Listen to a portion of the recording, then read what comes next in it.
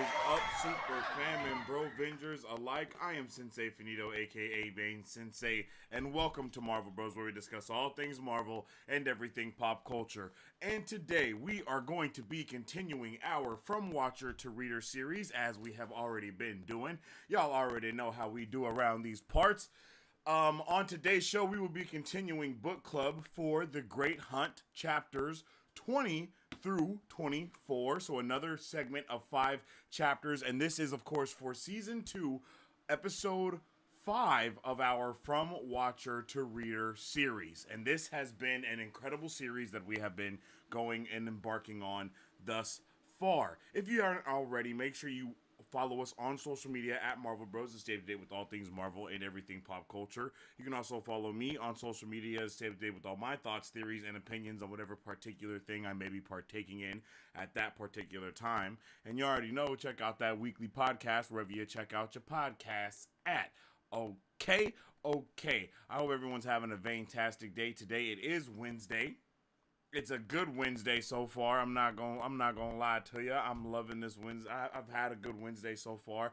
I was able to stream earlier this morning, and then I got to do the book reading, and now we're here and we're vibing. So I'm excited to be able to get into all of the nerdy stuff that we have in store today on this episode of Book Club. Of course, I did enjoy this reading. We'll talk about that. You guys already know. If you don't know how we split up things in these episodes of From Watcher to Reader, let me just break it down for you real quick. Of course, we start with our chat talk, where we just talk to chat, of course, and discuss different things and talk about how you guys are doing, how I'm doing, how the week's going for everyone, and then talk about what's going to be coming up in the later weeks, and so on and so forth.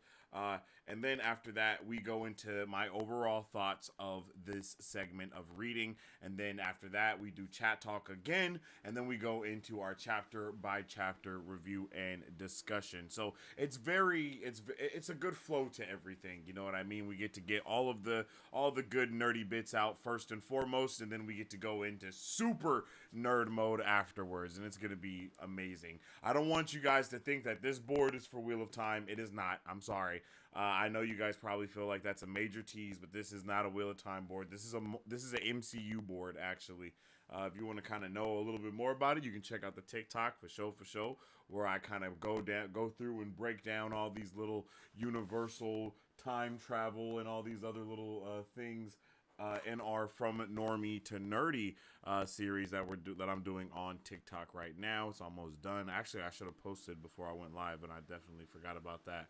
So I might have to do that during one of the ad breaks, but other than that, we're gonna have a good day today. We're gonna be continuing we're continuing our reading. I just definitely do want to say that I enjoyed this bit of reading, but at the same time, not really at the same time. I really enjoyed this reading a lot. I did. I'm not gonna act like I didn't. It was actually so awesome to see this POV versus how it was in the show, because in the show, this segment is heavy on the show. Like it was, a lot of this stuff did happen in the show and didn't happen in the show. So we might have our book to show comparison and overall thoughts be in the same part, because because I really have a lot to say about that when we get to the overall thoughts part. As far as chat talk goes, I am hoping this is my birthday week. My birthday is on May 11th, on this Saturday, so it is like a birthday countdown. I've been streaming and doing a birthday countdown over there. Marvel Rivals has released, it's releasing on the 10th, and I got accepted to go and do the alpha playtest for that. So if I can stream, I'll try to co-stream that here on YouTube for Marvel Bros, and of course I'll stream it on my own page too, and all that good stuff. And then on Friday, I'm hoping to go live on Friday and read the first 5 chapters of my book live. I've talked about this a couple of times here on the channel. It's something that I've seen Brandon Sanderson do. I think I got something in my eye. It's something I've seen Brandon Sanderson do. He doesn't do it live, though. He just kind of records it and then posts it after. Like, you know what I mean? He records it and then posts it. And I'm kind of thinking about doing something very similar to that with my own book, and then just reading like, oh, yo, these are the first 5 chapters of the rough draft so far, and then just kind of use that. Lord, my eyes just got crazy dry out of nowhere. Use that as a way. Goodness gracious, what the what? Um, use that as a way to get a little bit more hype around it and get talking to some get to talking to some more Lord, getting to talk to some more people about my book as well, getting a little bit more book readers out there, going on and getting it all populated, all that good stuff. So those are the vibes there. I think that's kind of the gist of it for chat talk. No. Well, not for chat talk, but for me. But I do think there's what movie? I think I'm supposed to be seeing a movie this week as well, tomorrow. I can't remember what movie it is, but yeah, we're supposed to be seeing a movie tomorrow with some friends as well. If you guys know Battery from Marvel Bros, his birthday was on Monday. My birthday is on Saturday, and we're gonna be the same age. So it's going to be big vibes. Hey, I appreciate you guys for the happy birthday chats in there. I see you. I appreciate it. Happy name day. I appreciate that for real. Let me know if you guys have seen any new movies. The newest episode of X-Men 97 last night was tremendously amazing. I had an amazing time with that. Let me know if you guys saw that. And if you didn't, I'm sorry, because it was awesome. I'm not gonna lie to you, it was amazing. Damn, I might have to just put this over here, because I can see that no matter what. There we go. All right, let's jump into chat. Yo, what's up with the LBF? Love to see you here, man. Hello there. Look at Sensei preparing early today. Yeah, hey, if there wasn't so many steps, we would always be prepared. But I think I got it down now. I think I know what to do. There's a lot. I'm doing a lot of new stuff on this side with the whole. Oh shit. With the whole what's it called? The mouse, not the mouse. The having. Come on, G. Use your words. You can do it. Oh, like the emoji wall and this new chat overlay stuff. It's all very new. So I'm still like I have to do a little bit of setup for it before we start this. Like even when the stream starts, I still have to put in the work. You know what I mean? I still have to like connect it and do all this other stuff. I'm not a big fan of it, but it's so convenient that I like it more than the other system. Unfortunately, I'm not able to like throw the polls out through this stuff. You guys don't have any idea what I'm talking about, but I'm not able to do the poll thing the same way. I still have to open up another chat window for that, but I mean, I'm getting closer to how I want it to be. Let me know how this is sounding as well, because the mic is a little bit farther. I feel like the mic is farther than usual. I don't know if that's gonna. I don't know if I need to turn it up or what. But let me know how everything is. I'm a little bit farther out. I got my little desk right here and stuff, so it might sound a little different. This is a banger group. Whoa, this is a banger group of chapters. Yeah, this is a good set. I do think this is a good set, but I'll yeah, it's a good set. I can't hate on it. It's a good set for sure. It's just coming off of the heat that we were just on before is going to this. It's definitely it's a slow down. It's a simmer. It's a simmer down, and it's like, all right, we just came out of the crazy hot firecracker chapters, and now we need to kind of take a little break, take some deep breaths with each other, sit around the fire for a second, and just kind of get our bearings together yet again. And I think that's really what this allowed me to do, was get my bearings together. It is a great mix of stories. Yeah, I agree with that for sure. It is a really great mix of stories, and they're blended. They are blended together very well. I agree. Everything is blended very well. A lot of jumping around the next 10 chapters. Oh, okay. Hey, everyone. Yo, what's up with it, Thatch? How you doing? I hope you're having a good one, Thatch. And Thatch, LBF, KP, everybody up in here, the broskies. What's happening, y'all? Everybody just stands still for the rest of the book. Nah, that's crazy. I'm chilling, man. I'm chilling. I'm having a good day so far. The DQ line is moving slow. Nah, that's wild. Slower on the way out, probably. Life is good. No Dusty Wheel stream tonight, so I don't have to divide my attention. Hey, I dig that. I know the Dusty Wheel be... I didn't even know about the Dusty Wheel like that. And then everybody was like, yo, you know what I mean? You stream at the same time as the Dusty Wheel. So, and I was like, oh shit, I do? And then I started watching them and stuff. And I was like, oh my God, I do. Like, but I can't really watch the Dusty Wheel because it is like spoiler filled to the brim. Like as many spoilers as you could possibly get, they're going to fit every single one of them in there for sure. Thank you so much. I appreciate you, baby. I'm watching the Jeopardy Masters. What? Nah, that's crazy. I'm not gonna lie, Thatcher. Watching the Jeopardy Masters is wild. You got to be at least about 4 to 7. Shout out to you. Shout out to Thatcher and his grandkids. No, I'm just playing. I haven't watched since Innkeeper took a hiatus. Yo, if y'all are talking about Jeopardy, I definitely have no idea what we're talking about. It's the quiet ones you gotta watch. Wait, what? He'll be back soon with Wheel of Time Idol though, a couple months or something. Oh, okay. I don't know what Wheel of Time Idol is, but that's dope.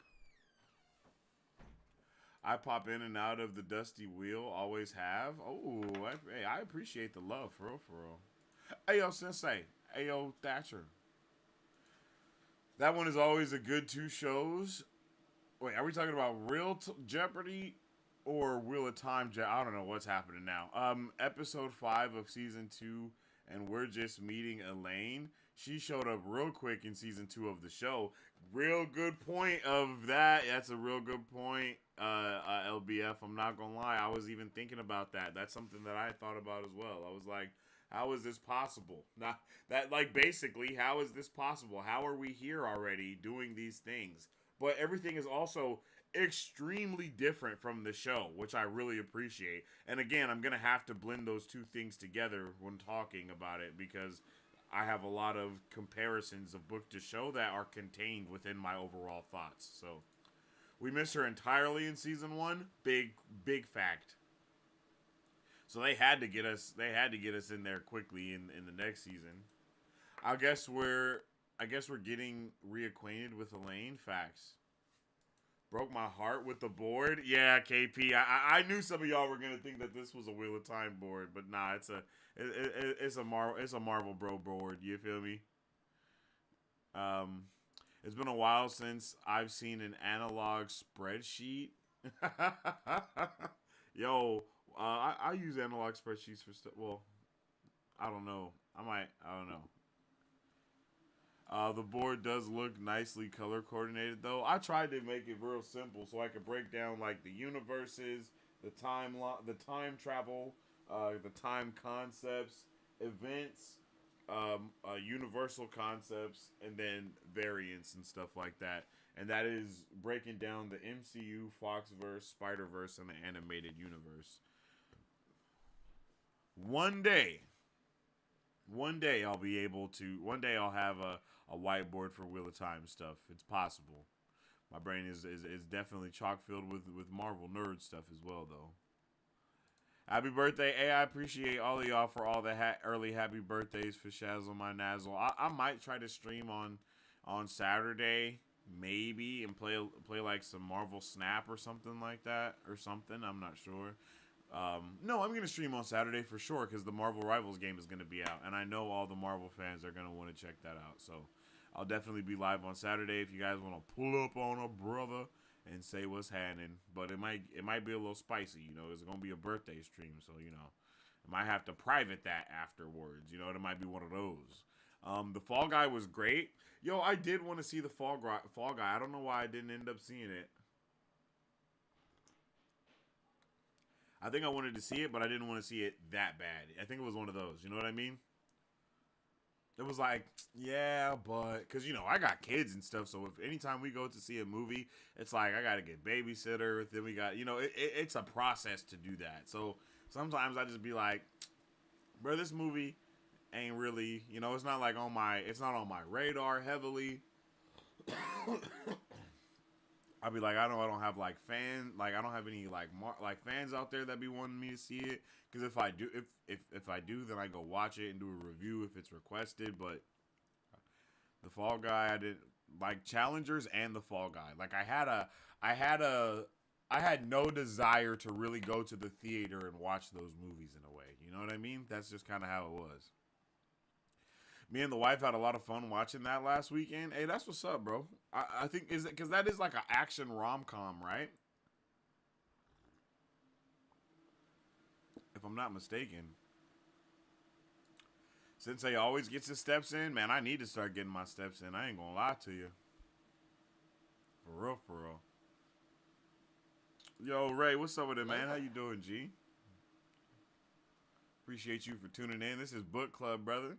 This is we do watch parties and we do book club and then we do trailer reactions. So I don't know if you've ever read The Wheel of Time or anything like that, Ray, but that's what we're gonna be checking out today. We're on episode, what is this? What episode is this? I said it at the beginning. I think this is episode 5.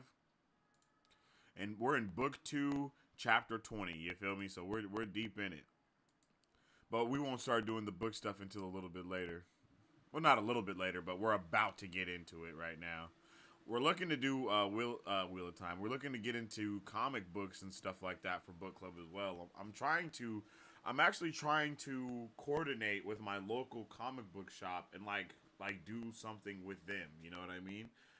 And like maybe because on like Free Comic Book Day, go over there, do like a little video or something. Of course, buy some comics, so we can catch up on whatever run we're gonna do and all this other stuff, right? I think it'll be a vibe. Hey y'all, yo, what's up with it, Sharice? How you doing, girl? I hope you're having a good day. Whose birthday is it? It's me birthday. Well, it's not me birthday yet, but it will be me birthday on Saturday. Happy anniversary of life. Hey, I appreciate you. FYI, Wheel of Time Idol is a yearly event hosted by the Dusty Wheel where fans submit parody songs, videos about what. It's very entertaining. Some parodies are spoiler free where you're at, but would need to vet. Ooh, okay, I'm down for that. Yeah, you guys vet. If you guys like put together like an old playlist or something like that, I'll check out the old ones too. Like in preparation for Watt Idol or something. I don't know. Hey, I appreciate you, bro. Appreciate you. I appreciate everybody up in here. I hope everyone's having a good day. Make sure you drop a like in the stream if you haven't already. Let's see. Did I already read this? Yeah, Watt Idol is so much. No, I didn't read this yet. Watt Idol is so much fun, and there's usually a celebrity guest judge. They had the actors playing Perrin, Loyal, and Leandrin so far. Okay, all right. So the Dusty Wheel is not a small feat. It's not like just some Wheel of Time, YouTube channel. Like it's the Wheel of Time YouTube channel. Is that right? Because like I've heard some crazy things like that. And I remember they were doing a watch party before and unraveling the pattern. Lauren was there and I didn't even know about Lauren yet when I saw that. But then when I was watching it, I'm like, bro, they're in a damn theater. Like they're in a damn theater doing a watch party right now. What's happening? I was amazed. It was pretty awesome. I'm not gonna lie to you. Like, wow. Oh, I just could not believe it. That's awesome, bro. That's awesome. I'm trying to figure out how to do stuff like that. I know you got to be like, I know you have to be like a journalism thing or something in order to start being able to interview people and doing all. Bruh, I would love. Imagine if I could interview like Bo DeMaio here on the channel for X-Men '97 or something, or like have Perrin on. Perrin's awesome. Like what? I love Perrin the most because of the show. Like show Perrin is why I'm rocking with Perrin. Like and book Perrin makes me just rock with him even harder. No Diddy.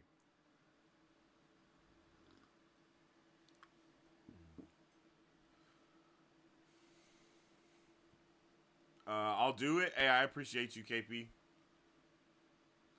You're in the Discord, so you can, if anything, you can like message me directly or something like that, and we can, get it going.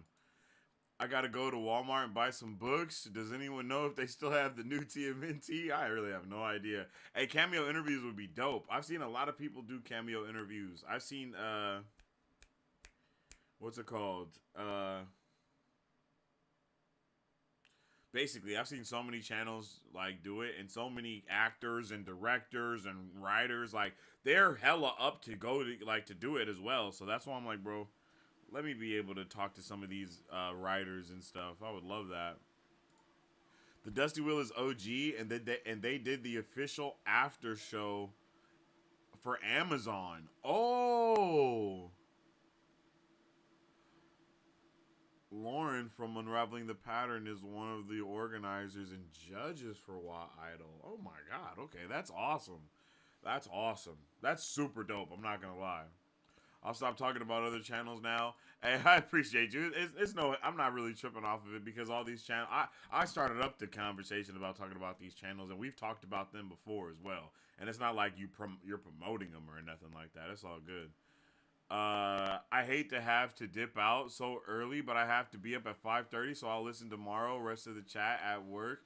I have a good night, gang. Hey, you have a good night, Thatcher. You have a good one, bruv. I hope you have a good rest of your night, your day, your evening, and tomorrow. I hope you have a good day at work. Future you that's listening to this now was Hannon. I hope you have a good rest of your job, rest of your day at work, and anybody that's listening to this on the replay, I hope all of y'all are having a good day as well. You feel me? The main host was a beta reader for Wheel of Time, so he's been a staple in the community. What? That's awesome. That's awesome, yo. That's so dope. I'm just looking for my alpha readers. I know you out there. That was just my little song to the alpha readers that might be out there. All right, y'all. With all that being said, I believe we can move on to the next portion of what we got going on tonight. For real. It's definitely vibes. I'm having a good time right now. I'm sipping on my coffee. I don't know if this is the Dunkin' Donut coffee or if this is the Costco Kirkland blend. I'm not sure what it is. But it's tasty. It's tasty for sure. I'm loving it. If y'all sipping on some tea or some coffee or anything like that, let me know. If you got you a little snacky wacky, let me know what you're crunching and munching on there too. I would love to hear it. We're about to get into our overall thoughts for this segment of reading. Alrighty. So I hope y'all are all ready for that, my G's. Yo, what's up with a pina colada, my guy? Yo, the man, the myth, the legend. What's happening? I hope you're having a good one. Any book suggestions? I suggest The Wheel of Time that we just finished reading. I suggest the start of the Mistborn trilogy, and if you're looking for some comics, I think my son has all my comics right now. But I was about to say one of them. I can't remember which one it is, but it's an Avengers comic. It's pretty dope. Pina colada, my boy. What's happening? Long time no see, my G. Not sure what coffee you're drinking, but the delivery method is impeccable. I wish I could have some disembodied hands deliver coffee for me from off screen. Hey, shout out to the disembodied hands. You feel me?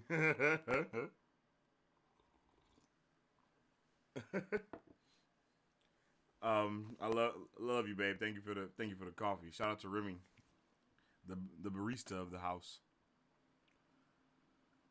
Moved to England. Wow, that's crazy. That's crazy, bro. Long time, bro. I appreciate you for tuning in. I hope you've been swell, my guy. I hope school's been going well. All that good stuff. All the good jazz and all that around there. Okay. All right, y'all, let's get into my overall thoughts. But before we do, you know what we do. 6 nations divided, how the gods envisioned the lands of Ghaphora. where nations must praise their gods individually. Inguvu, the god of power, Altira, the goddess of reality, Akasha, the goddess of space, Akaili, the goddess of mind, Nafasi, the god of time, Isarin, the god of soul. Each god bestowed their name and universal property to their nation through the blood of their land. Diligent praise to these gods, along with the blood of the land, allows the inhabitants of Gafora to wield the universal property of their god. These inhabitants are called gifts. It is forbidden for these nations to fraternize with one another.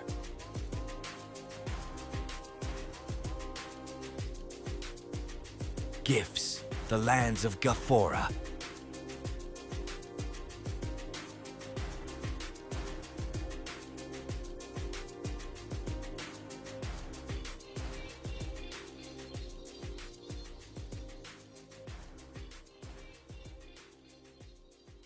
That is right. Yo, this Friday, hopefully, I will be going live to read the first 5 chapters of my book, Gifts, the Lands of Gafora. For all of those who wish to join, y'all can. If you don't wish to join, it'll probably be up for you to watch either on the main channel or on my Gifts, the Lands of Gafora channel that you guys can also check out. Okay. All right.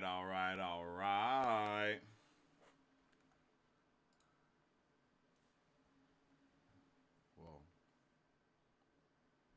What the what?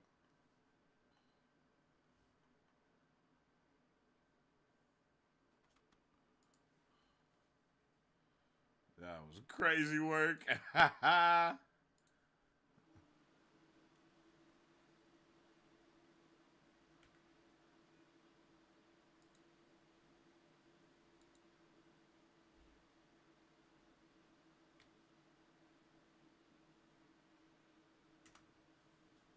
Boom. There's the YouTube channel.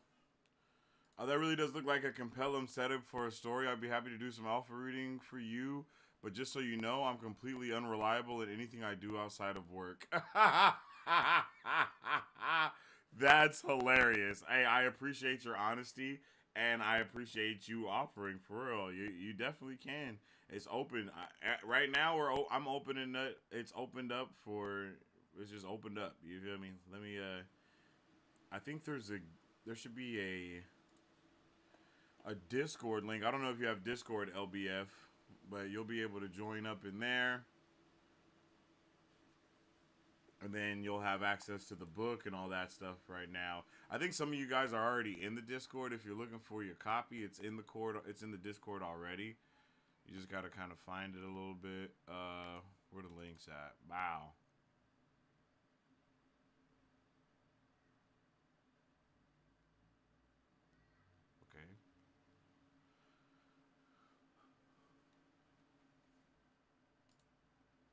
My bad, yo. I thought it was right here.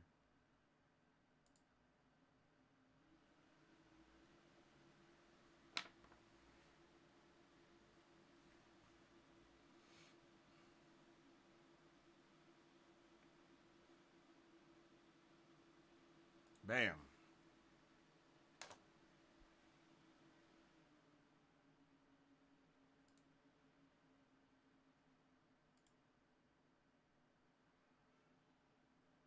Bam.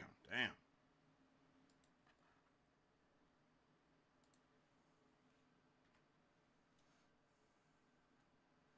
I'll look for you in the gift cord, and then I'll send it to you. Anybody that's in the Discord for gifts, I'll send all the stuff to you. It's in there for sure. I think you're in the Marvel Bros Discord, LBF. I don't think you're in the Discord for gifts. So that's probably why you don't have it. The link I just dropped was the one for the gift cord. And like I said, hopefully this Friday I can read those first 5 chapters, which is all that's available for alpha reading right now anyway. So if you want, you can just jump in there, and listen and leave a comment. I'm gonna try to do it as close to to Brandon Sanderson style as I can, which is just sitting there and reading it off of an iPad. So that's just what I'm gonna do.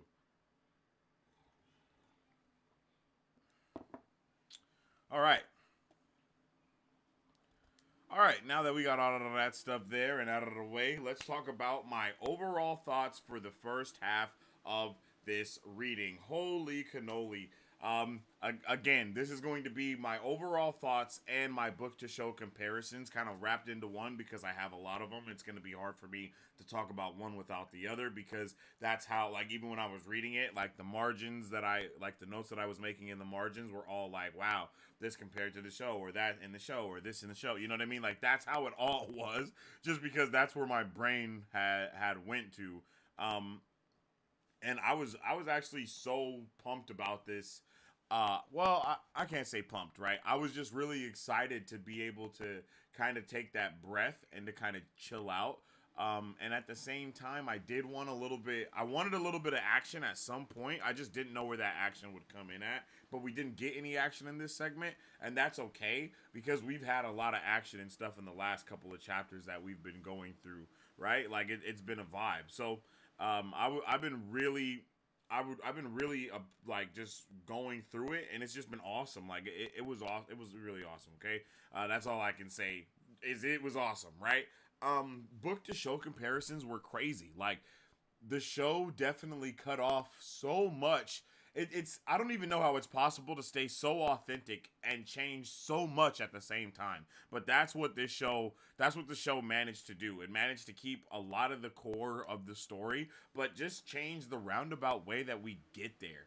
I think that's kind of the vibe that we've kind of been talking about up until this point as well, right? It's like, yo, this show has been the show was good. The show they did a good job, but still, when we're sitting here and we're trying to compare it, like when I'm trying to compare it, and I'm like, oh, okay, this is the part from the show that happened, and then I'm like, wait, okay, I actually liked how the show handled this better. Oh wait, I actually liked how the book handled this better. Oh wait, I actually like, you know what I mean? That is so dope to be able to do, in my opinion, to just be able to continue to go back and forth and, you know, make those comparisons to one another. It's like, yo, I am so hyped. Like, again, it just had me so hyped when I was reading it because I wasn't prepared. You know, I wasn't prepared for that. That's just it. I just wasn't prepared for it. And everything is it's just so similar but obviously different. Other than the first POV that we have with Rand, that's not similar to the show, like, by any means, right? Like, that's obviously that's obviously a book thing, and it's really dope. I really like seeing Rand and Loyal together. But on the opposite side, I like seeing Perrin and Loyal together in the show. I like their dynamic together, but I like book Rand and book Loyal's dynamic together more. You know what I mean? Like, so I'm able to kind of like both. It's just dope. I wasn't ready for that to happen. Celine is, of course, super wild and different as well. I love everything about her and how she's definitely being, you know what I mean? She's being a seducer. You know, she's being a seductive succubus, for a lack of better words. Like, it's like every moment I'm looking at her and I'm like,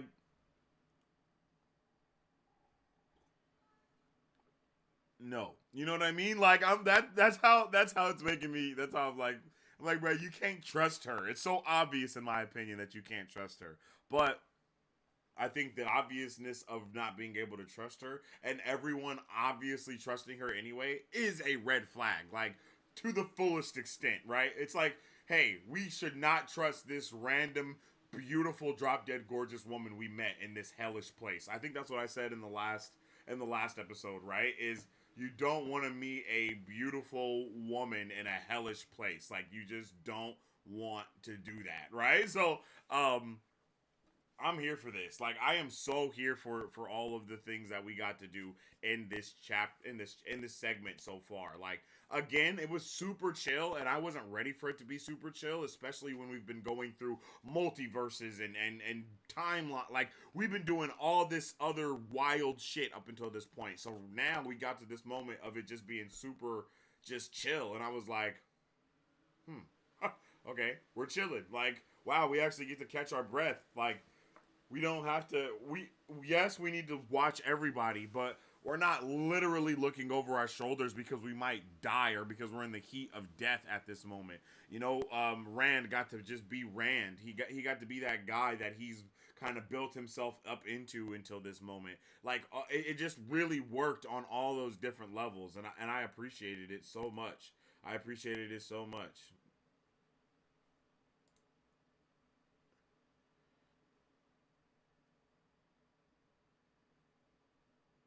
Like, yeah, I just really wasn't ready for it.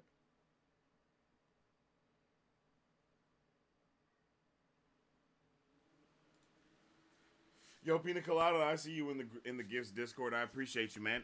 So I just really wasn't prepared for all of this stuff that we got to experience in this episode, and then to be able to get like that girl power quote unquote moment at the end, and get I just what I was like, what the hell is Min doing here? Like everything was so out of, it wasn't out of whack, but it just happened so differently in a similar way that I was like, whoa, what the hell? All the way down to, Nynaeve and her going through her trials. And like, all of this stuff was in the show, but it just occurred. And for me, some stuff I liked better in the show, and some stuff I didn't. So I already said that, and I don't want to get too repetitive about what I'm saying. I just want to kind of stress that when going through this segment, chapter by chapter, I found myself over and over comparing it to the show. Right, I'm comparing it to what I liked in the show, or how I didn't like how this was done in the show. I just couldn't help it at the point that we're at now in this story. And I think it's actually really okay to do it now, because we know so much about what's about to happen, right? We know so much about what has happened. We know about what can happen, not necessarily what will happen, but what can happen next. Because just from studying the story and following along beat by beat for what's going on, it's like, oh shit, like it's about to get intense. But we also got to experience Sidene in this new way, right? We haven't really got to we haven't got to see anything about Sidene from the show, really, other than the moment where Rand and Logain are together. A lot of these names are very similar, I noticed as well, which I think is a good thing. When we see Rand and Logain kind of talking, and then he's like telling him about, Sidene in the show, we have got to experience how it feels to wield Sidene and go through all these things, and we have been straight robbed of that from the show, right? So I appreciate that in the book so much. It's just, again, we're capitalizing on the things that we need to capitalize on. I feel like if you can enjoy both the book and the show, you are literally getting the best of both worlds.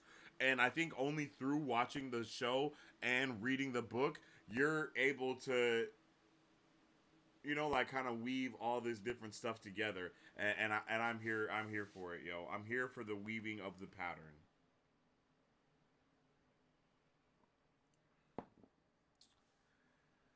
And I believe that is all of my book to show thoughts and comparisons, and my overall thoughts as well when it comes to this segment of chapters. I don't want to hate on these chapters, because I know I can tell that a lot of you guys are like hyped about these chapters.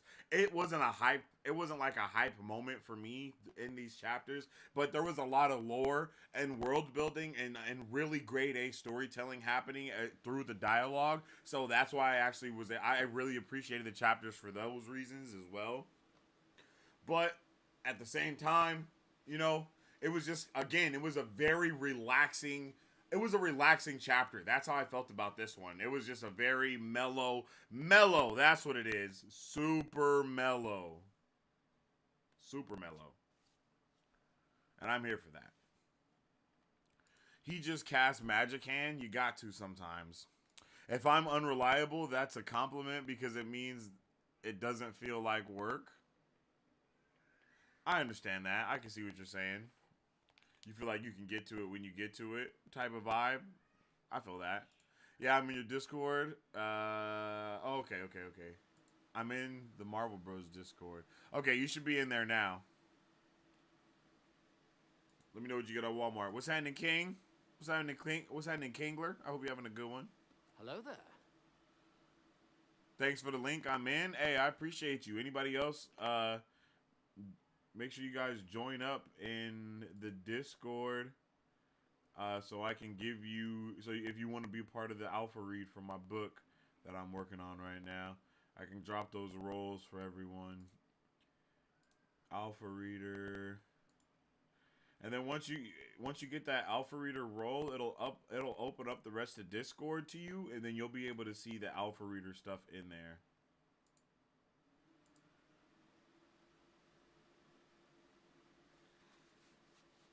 The whole Discord should be open up to you guys, whoever just joined in there. That's why I've been fine with the adaptation, as they keep the heart and feeling of the characters. Oh, yeah, I feel that. They do keep the heart and the feeling of the characters more so than any of the other adaptations I've seen, really. Well, no, I can't say that, but like way more than they did in Avatar: The Last Airbender, right? The wait. Avatar: The live action, right? That show, Netflix's Avatar: The Last Airbender, aka Natla. That show did a really interesting job of everything, right? It's like they did the bare minimum of keeping a story and characters in an adaptation. Like, they did the bare minimum. One Piece, possibly the best one. Like, possibly the best one. No cap. It's possibly the best one in there. I'm not gonna lie to you. It's insane. It's insane, honestly.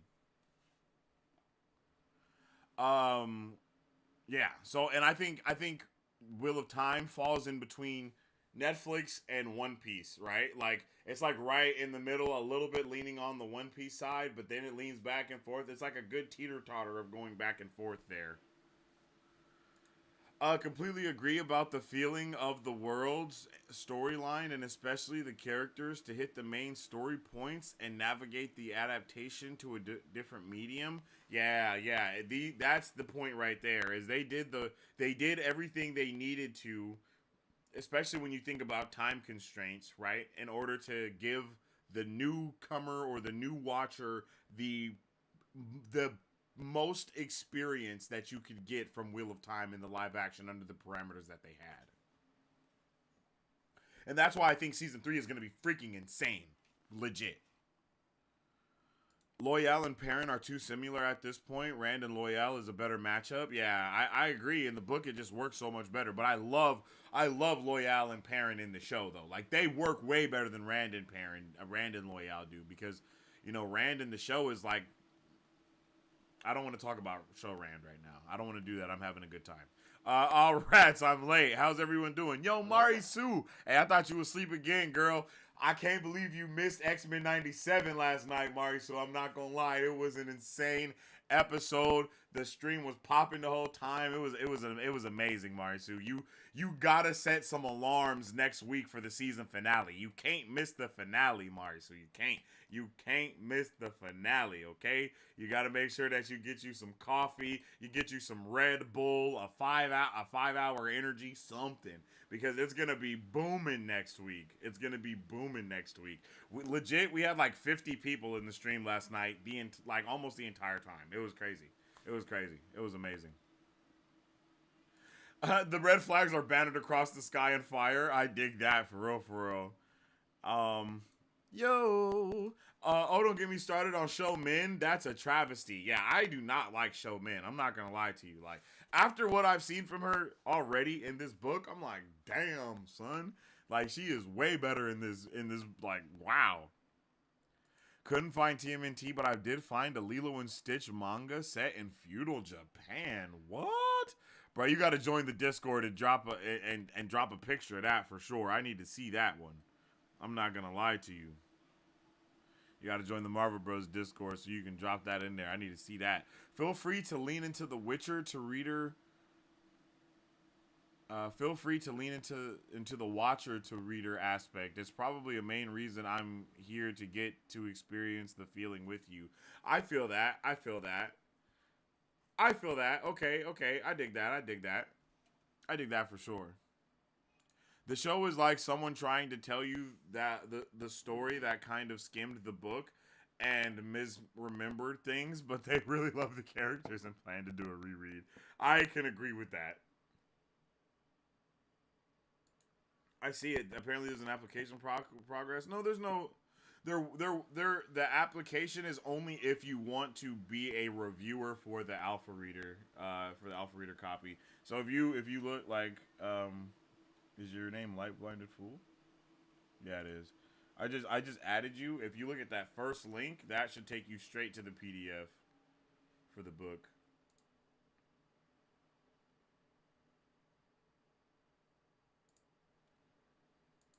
Yeah, that should take you straight to that for the book.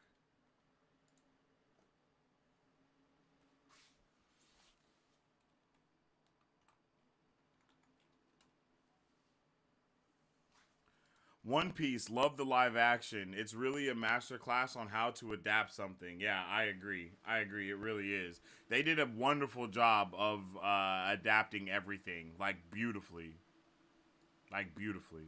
Season 3 is going to be as much better than Season 2 as Season 2 was over Season 1. I agree with that, because the jump from Season 1 to Season 2 is light years. Even in the trailer reaction that I did, you guys can hear me say it. I'm like, yo, even the trailer is looking better. Like, everything about the show looked, felt, sounded, was better, is better. And I feel like we can get that same jump again from Season 2 to Season 3. I agree with that completely, LBF. Like, for sure. That's definitely something that can happen. I agree with you completely. I give the Wheel of Time adaptation a lot of leeway in how they adapt because it's uniquely hard. Yes, I agree. I feel like, again, to compare it to something, I feel like the Wheel of Time is more like the Percy Jackson show on Disney Plus than the Percy Jackson movies. If you know, you know. You know what I mean? Like, the movies were not faithful to anything, really, at all. But the show was faithful, like, almost to everything, to, like, the fullest extent possible. And I feel like that is what we have with this, right? It's like they're trying to do it to the fullest extent possible. Why is it impossible to adapt just from the sheer amount of content? So much content, so much dialogue, so many characters. Super hard to do something like that in live action.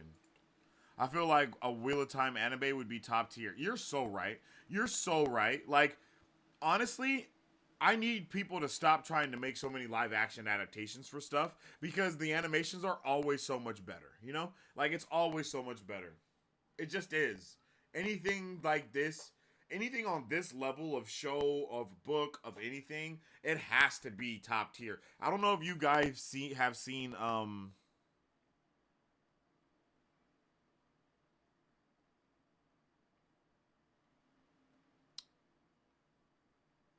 I lost it. It's okay. Oh, wait. I got it again. The show on Amazon Prime that's based off of the D&D campaign with Matt Mercer, and it's called Legend of Vox Machina, right? The Legend of Vox Machina is an insane anime, and it is freaking beautiful. It's awesome. Imagine like a Legend of Vox Machina Wheel of Time style thing, or even a not Valorant. I lost it. But like like just going to that sheer scale would be insane. I really cannot wait for the Legends of the Lord of the Rings anime that's supposed to be coming out, right? Don't they have like an anime or an animated movie or something like that coming out? I think that's going to be hard. I think that would be hard, bro. I loved Vox Machina. It was peak.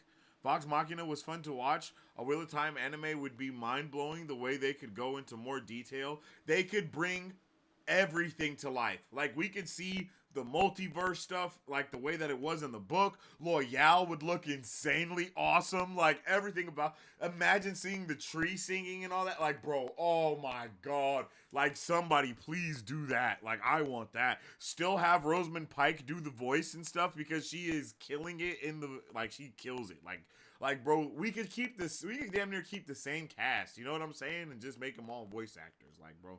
For real. It's insane what they could do with that show in an animated way. But those are my book to show comparisons and thoughts and all that good stuff. I'm so torn between the narcissistic impulse to see what I'm typing on a live YouTube stream and wanting to hear Sensei's thoughts on these chapters. Yo, that's hella funny. Would give Naruto a run for his money in terms of length. Yo, and that's another thing. You have to think about that, right? Like, look at how many episodes there are of One Piece right now. Like, we're talking 14 chapters of this book, right? 14 chapters, 14 books of this series. That's a ton. That's like a metric ton of content right there that you can do. Especially if you break it down into arcs and stuff, like, and you know how animes are. We won't, like, we'll see, like, what we just had in this chapter will be 50 episodes. Like, this will be a season. Like Nynaeve going through the arcs and living those lives and stuff, like, that's an entire season right there in an anime, bro. Like, that, like, we could have so much. That would be insane. Like, bro, like, let's go. All right, ladies and gents.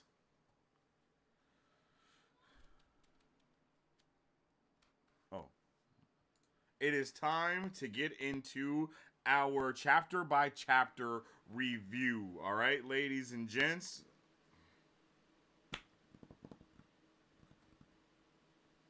So, but before we do that, y'all already, what the hell? Y'all already know. Okay, what's happening? There we go. There we go. Bam.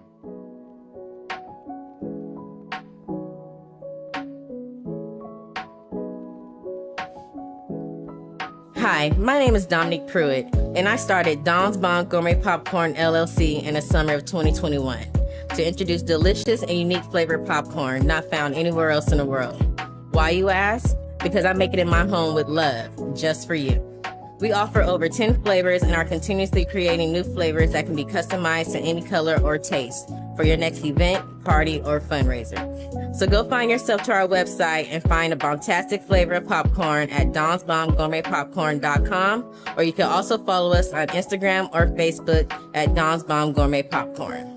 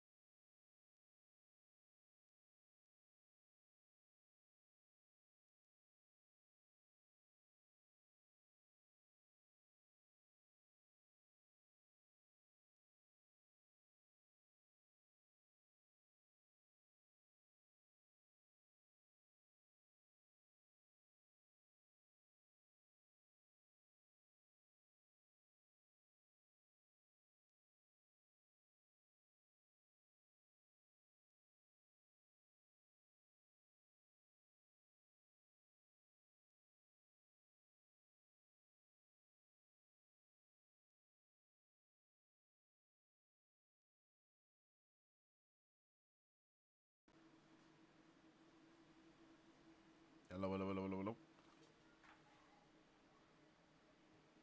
Hello? Hello? Okay. There we go.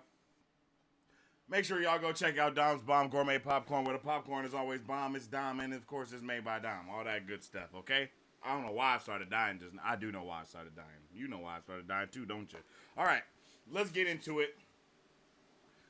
Let's get into it, ladies and gents.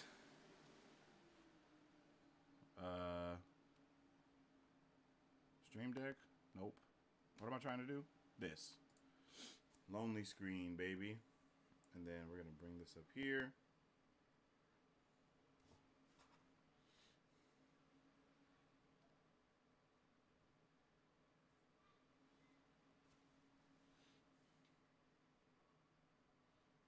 Storage, Bluetooth, screen mirroring, Sensei, OBS.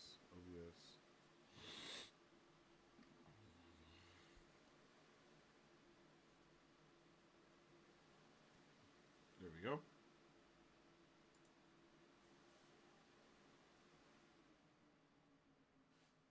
Okay. And then can I... Bruh. It's so wild that my...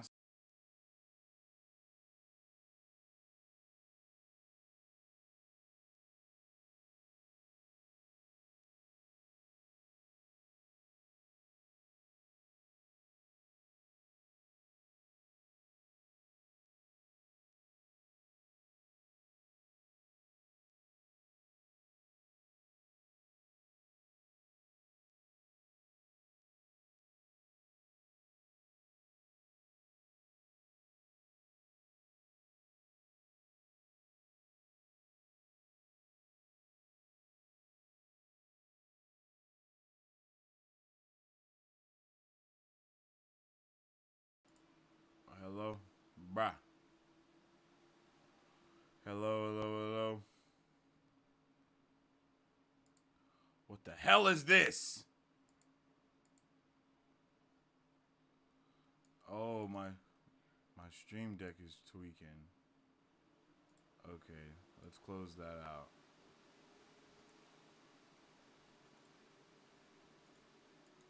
That can't be tweaking. That's like a core part of what we're doing around these parts.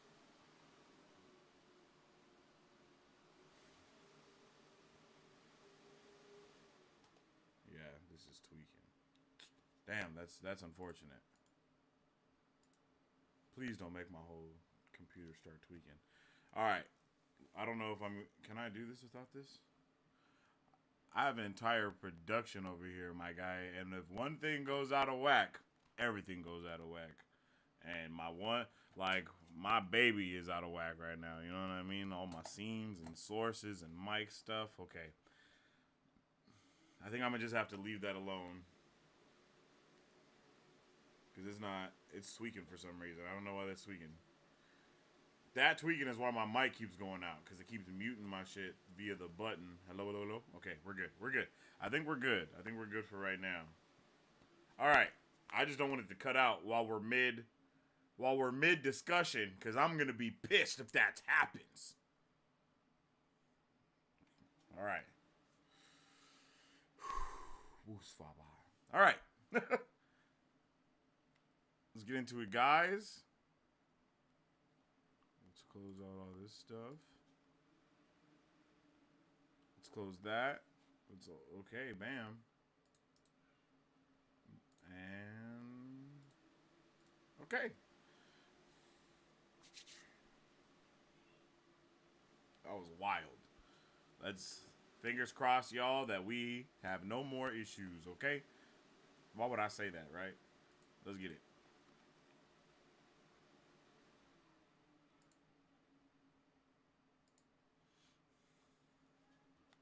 And now it's time for Chapter 20. Whoa! God damn it. I had no idea that my speakers was on the loudest possible setting. Everything about to piss me off now. Okay. All right. Wow. Oh, can't do that. Gotta just press it there. And now it's time for Chapter 20. Sidene. Man, when I saw the title of this chapter, I was excited. I'm not gonna lie to you, I was excited. I was very excited. I was so excited that the first thing that I wrote down when I looked at the title of this chapter was, "Aw shit!" Like I was like, bro, "Aw shit!" Like I could not believe it. I could not believe it. I was like, okay, we're about to be cooking, brother. We're about to be cooking right now. I was so excited, and I think with good reason, right? With good reason to be so excited. We have not got to hear a lot about Sidene up until this point, and I really thought we were gonna get an entire like in-depth essay on Sidene and the whole everything about it. We didn't, but we did get a lot about Sidene in this chapter still, and I like to see that. We start off the chapter with Selene being the most sus person she could possibly be. That's another thing that I loved about this book. Like, no, that's one thing that I love about the show a little bit more, is that Selene does not feel sus at all. Like, I'm pretty sure a lot of you guys that were there with me during the watch party knows that I was like, I trusted Selene a little bit, but I was like, wait a minute, what's going on? You know, it was kind of like a dual, both sides of it. Or did I not trust? I don't think I trusted Selene at all from the jump, but I did trust the Crimson Chin Aja. I can't think of her name. And you know, like that was awesome. That was just really awesome to see her there, and now to see her here given to us in this different way. Like in the show, again, the way that they take Rand is, it's like, well, I don't know what happens in the books, and please don't tell me, and I know you guys won't, but in the show, I feel like Rand actually makes the worst possible decision at every point. And I don't feel like Book Rand makes the worst possible decision at every point. I feel like Book Rand continues to make the best decisions over and over, right? Like, he continues to do these things that are actually pushing him more to being a hero and not having to be pushed towards being a hero, as to where I feel like Rand has to be pushed to be a hero in the moments that we need him to be a hero. He has to be pushed. Like, he needs Moiraine to finesse him into doing it, right? But Book Rand is always like looking behind his shoulders, and he's like, Moiraine is trying to get me to do something right now, so I have to make sure that I don't do anything that she wants me to do. But he still ends up doing the thing anyway, because he's just a good guy and he can't help it. You know what I mean? And I feel like that is something that we miss out on for Rand, is we don't get to see him be an authentic and a true hero in the same way we get to see Book Rand be a hero over and over and over and over and over again. I mean, even just that subtle moment in the last segment of the reading when we have Ingtar passing the torch. He tells, like, bro, if I die, you're gonna take charge. Like, that is such a pivotal and powerful moment for the character.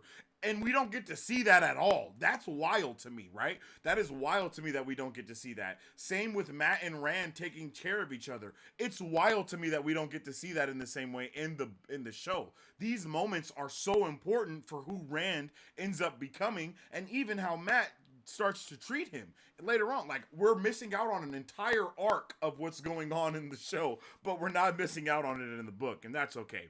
But you know, we have Moiraine. We have Selene being the most sus person as possible, talking about, I want to see it again. Like, no, we're not gonna do that. Like, we're not gonna do any of those things that we're talking about, right? I don't care if you want to see it in the sun. She's like, and then she starts like she's so seductive with everything, because it's always like, imagine how you would look, my lord, holding the horn of Valir while you're dripped in. It's like, bro, whoa, chill out, Miss Lady. Like, what are we talking about? I just met you.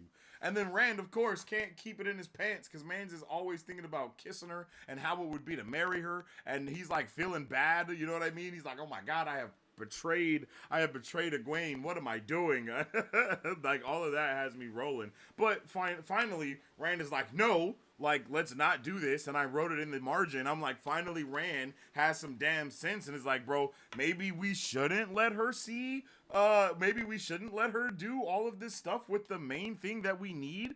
You know, like, this is just not a good idea. Like, no. And she's like, I just want to see it in the light. Like, girl, like, bro, we cannot trust this woman at all. Like, we cannot trust her by any means. But guess what? They do. And everybody is just getting finessed. To the point where Rand is like, no, Loyal, don't do it. And Loyal's like, are you sure? Like, you know what I mean? Like, bro, Loyal, keep it in your pants, bro. Like, what are we doing? Like, Loyal, you're supposed to be the best of us, brother. Like, don't fall like that. Don't fall like that, King.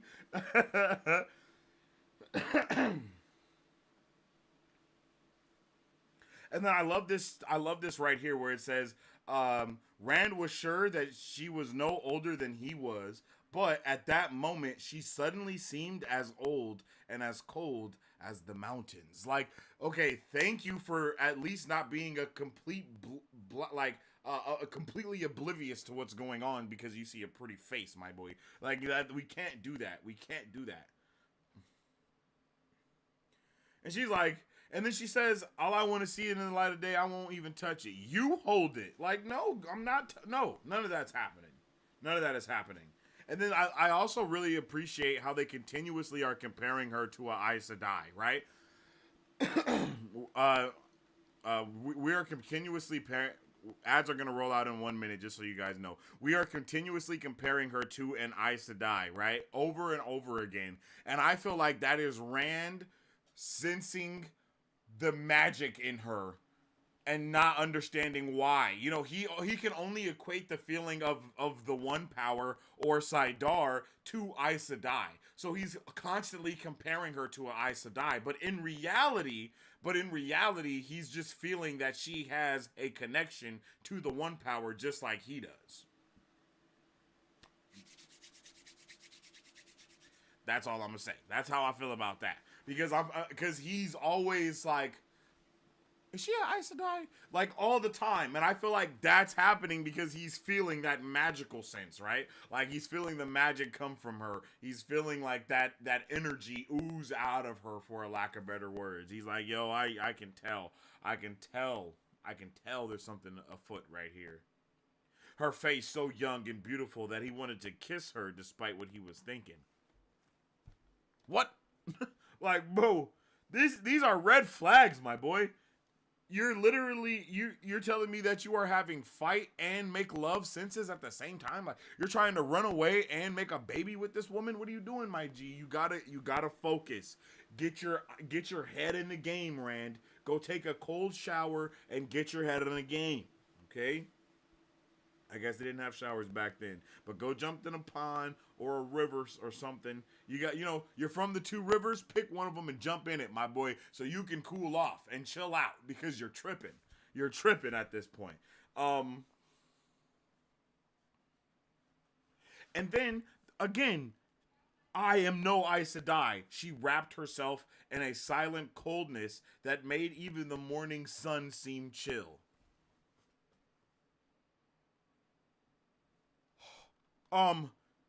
Villain, like, no good person is making that happen. No good person is doing this. Like, the sun isn't going cold for a good person. Either that evening or the following day, and then she just decides to put my guy on the silent treatment and doesn't talk to him at all, right? Doesn't talk to him at all. But we do have this amazing way that they tell us that time. I love the way that time goes by. I love the way that Robert Jordan has time go by, right? He's like the following day. Just boom, quick like that. Like in one sentence, it's the following day, and now it's tomorrow. And now we know that they've done something. In one sentence, it's like it didn't happen tonight, and it didn't happen tomorrow until midnight. It's like, okay, boom. In just a sentence, we've already skipped so much time. And I love stuff like that. I love it.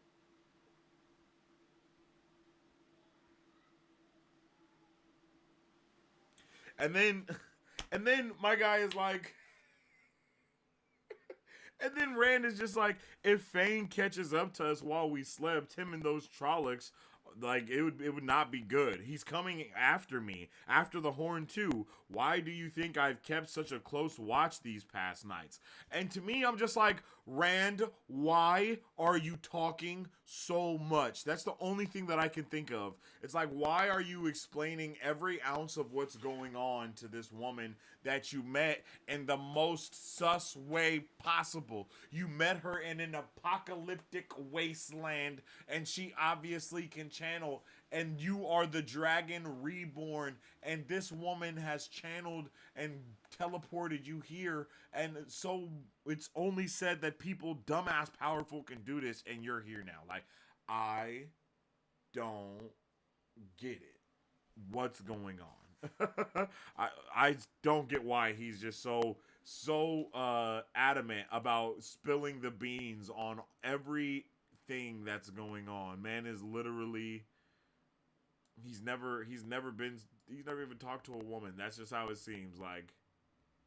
And you hear him even say that. He's like, yo, and there's two rivers, you know, they you know, sometimes they pull their skirts up. Like, my boy. You sounded a little you know, a little creepy. All right, let's get it. What's going on?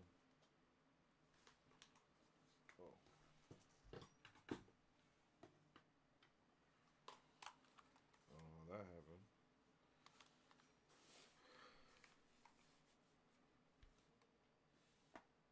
Let's go. After a moment, they started on again. Almost immediately, off to Rand's left, a glitter from the setting sun reflected from something on the ground. Something large. Something very large by the light it threw up. Curious, he turned his horse that way. "My lord," Huron said, "the village?" "I just want to see this first," Rand said. "It's brighter than sunlight on water. What can it be?" His eyes on the reflection, he was surprised when Red suddenly stopped. On the point of urging the bay on, he realized that they stood on the edge of a clay precipice above a huge excavation. Most of the hill had been dug away to a depth of easily 100 paces. Certainly more than one hill had vanished, and maybe some farmers' fields, for the hole was at least 10 times as wide as it was deep. The far side appeared to have been packed hard to a ramp. There were men on the bottom, a dozen of them, getting a fire started. Down there, night was already descending. Here and there among them, armour turned the light and swords swung at their sides. He hardly glanced at them. Out of the clay, at the bottom of the pit, slanted a gigantic stone hand holding a crystal sphere. And it was this that shone with the last sunlight. Rand gaped at the size of it. A smooth ball. He was sure not so much as a scratch marred its surface. At least 20 paces through. Some distance away from the hand, a stone face in proportion had been uncovered. A bearded man's face, it thrust out of the soil with the dignity of vast years.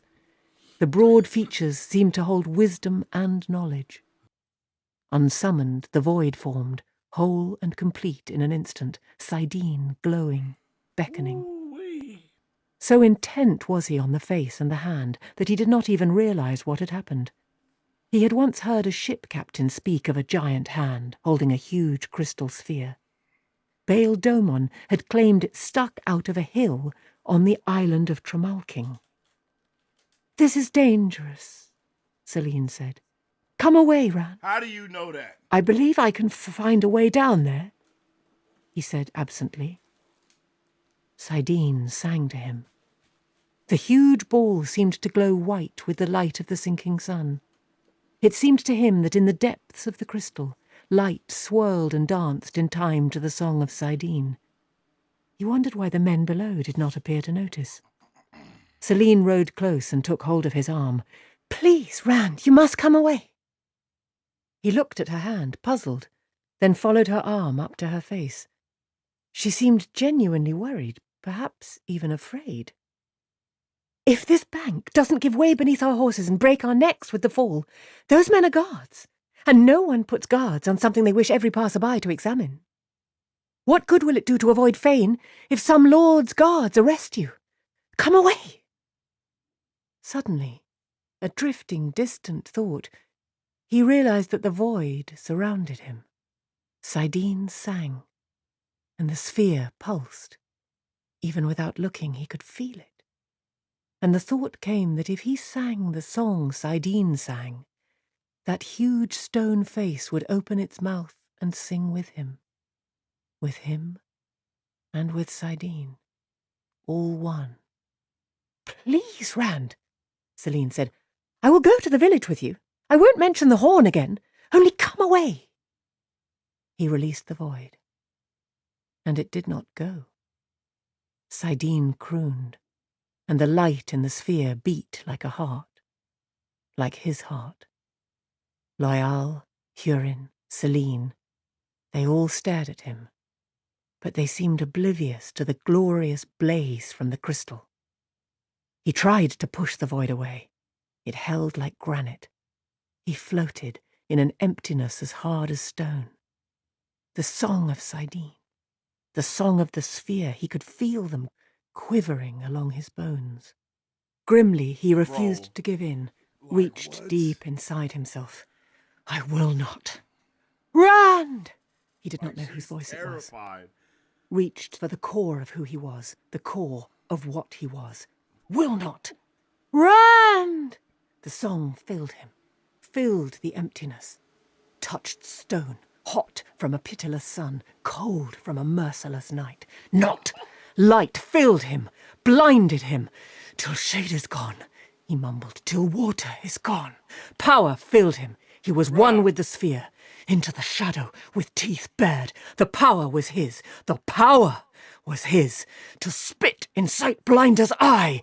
Power to break the world on the last day! It came out as a shout, God. and the void was gone. Red shied at his Every cry. time she Clay yells as crumbled Rand, under the stallion's that hoof, shit makes spilling me into the hype, pit. bro. The big bay went to his knees. Rand leaned forward, gathering the reins, and Red scrambled to safety, away from the edge. Hardest shit ever. They were all staring at him, he saw. Celine, Loyal, Hurin, all of them. What happened? The void. He touched his forehead. The void had not gone when he released it, and the glow of Sidene had grown stronger, and he could not remember anything more. Sidene. He felt cold. Did I do something? He frowned, trying to remember. Did I say something? You just sat there, stiff as a statue, Loyal said, mumbling to yourself no matter what anyone said. I couldn't make out what you were saying, not until you shouted, Day! Loud enough to wake the dead and nearly put your horse over the edge. Are you ill? You're acting more and more oddly every day. I'm not sick, Rand said harshly, then softened it. I am all right, Loyal. Celine watched him warily. From the pit came the sound of men calling, the words indistinguishable. Lord Rand, Hurin said, I think those guards have finally noticed us. If they know a way up this side, they could be here any minute. Yes, Celine said. Let us leave here. Quickly. Rand glanced at the excavation, then away again, quickly. The great crystal held nothing except reflected light from the evening sun. But he did. Yo, like, bruh, it was going down. Like, it was going down. I was so not prepared for this moment, right? Like he's like, bro, just being completely engulfed with everything that's happening. And he's just he's in a trance-like state. That's one thing that it's just, is that trance-like state always induced by, you know, him going mad, kind of, or is that trance-like state just part of him being, like, touching the one power for the first time? That's one of my questions, right? It's like, what's happening here? Because I don't see any of this type of stuff happening for any of the girls that are learning how to wield the one power. They all are doing their own thing, you know, like, They're not having these crazy dreams. They're not haunted. Like, they're not getting caught in trances, bro. Like, no, like. And then every time Rand does something, he's immediately met with, like, he's like, bruh, he has to figure out a new way to, like, immediately he has to, like, check himself. And he's like, holy shit, what have I done? Everybody's staring at me. What just happened? You know what I mean? I'm like, bro, he has no chance. He has no chance, bruh. And it's crazy. It's crazy. Yo, I see everyone saying goodnight to KP. Yo, have a good one, bro. Sleep well and wake, brother. I appreciate you for tuning in, and I'll definitely drop all the timestamps when you drop the timestamps too. You already know how we do, baby boy. I'm trying to get quicker with it, bro, because you be faster than me. Like, KP is insane with it. I don't know if bro just wakes up first thing in the morning and just starts rewatching or what. I don't know if he's taking notes while he's in. I don't know what's going on. He is so quick with it, like it's lightning speed, and I'm like, bro, you're faster than me. Like, I don't know how that's possible, but you are. I appreciate it, for real. Sleep well and wake, brother. All right, sleep well and wake, brother. Yo, again, Celine knows about everything for some reason. I don't understand it. It's like, this is dangerous. What? This is dangerous. What's happening? What is this? Why is this dangerous? You know, and then we obviously see the thing. You know, the thing that I kind of thought of is like, you know, when Aang like goes into the Avatar state, and then the totems around the world all glow because it's like, yo, the Avatar has returned. Like, that's the vibe that I got here. Like, he sees the totem type of thing, and then it's like, boom, like, and he's like engulfed with the last battle of the previous Avatar, or the previous dragon, as to be told here. That's kind of the vibe that's just the vibe that I got right there. You know what I mean?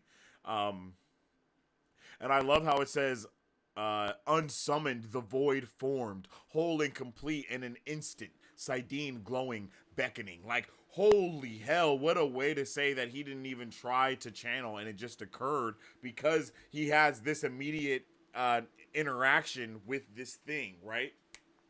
Like, let's go. It just works really well. I love it. And the term of singing the song of Sidene at the same time, like, all of these terms are just there. Of course, the breathing like a heartbeat, we love that.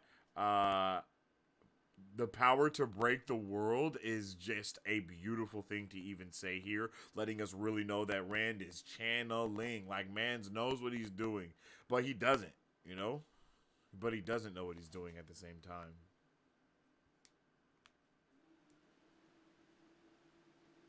And then they escape. They got to get up out of there. You know what I mean? They got to get up out of there. And then after that, we immediately go to the inn, the nine rings inn.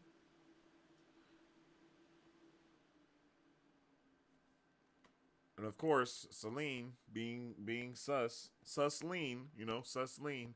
She's doing her sus thing, and she's like, "Yo, let's leave. Let's run away together. Just me and you, and don't forget the horn, of course."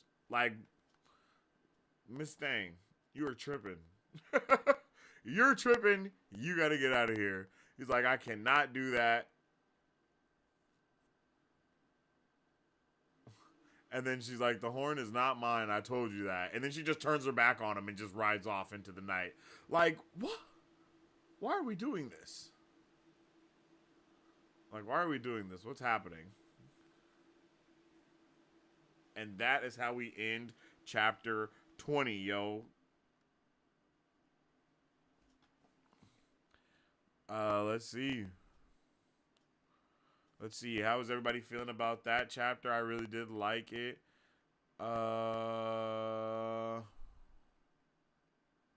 More Celine being sus. Facts. Celine wants to see Rand's horn again. I guess he made a good impression. Hey, yo. Yeah, did we say that at the same time, Mario? That's crazy. Celine approves of this message of Rand making the right decisions. That's exactly what she wants him to think. Yeah, exactly. I agree with that. I agree with that, though. Celine just wants the best for Rand. Facts. Yes, Rand, you're so smart. Think of the glory that comes from making those right decisions. I mean, up until right now, he's been making some solid decisions, you know? He's been like trying to, but again, making those decisions have got him to where he is now. But I feel like he's been doing all of the things to make himself be a hero, even though he doesn't want to be, versus Show Rand, who's just kind of being forced to do all this stuff. I mean, I guess Book Rand is kind of being forced in a way, but he's forcing himself to do it because he has like morals, you know?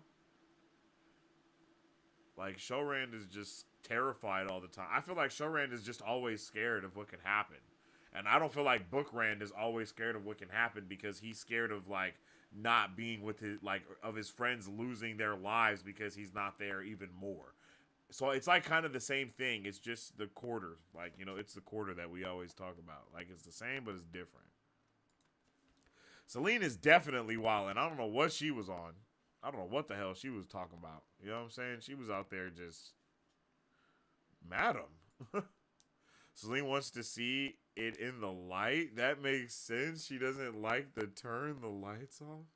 Yo, LBF, you are spicy tonight, yo. Can we get a spicy tax on LBF? Can we get an age guess on Selene? 69. I'm guessing it's the most beautiful age. 6,900. Maybe he thinks Aes Sedai are snakes and he senses the snake in her. Oh, I feel that.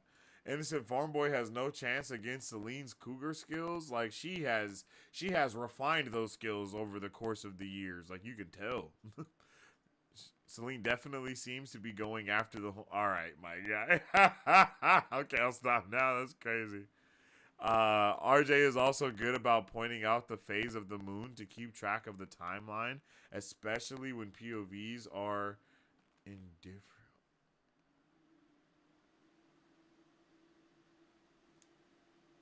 Damn, Marisu. Wow. Facts. Okay.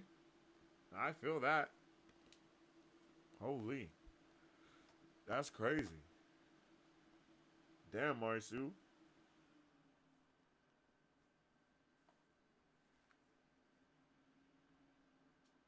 I'm not gonna lie. That would be a dope way. That would be a dope way to, like, do chapters in a book. Unless you're doing hella time, right? But that would be a dope way to do chapters in a book. Like, oh, you're telling time by the phase of the moon. That would actually be insane. So it's like that would actually be insane. Like the chapter insignia is like the phase of the moon. That would be hard. That would be hard. Straight one track mind. Selene would approve. Boys in their balls. KP, what? I think the scene is where I really got into Wheel of Time. A massive statue with a big old sphere really speaks to all the history of the world that hasn't even unfolded yet. Yeah, I feel that. I feel that.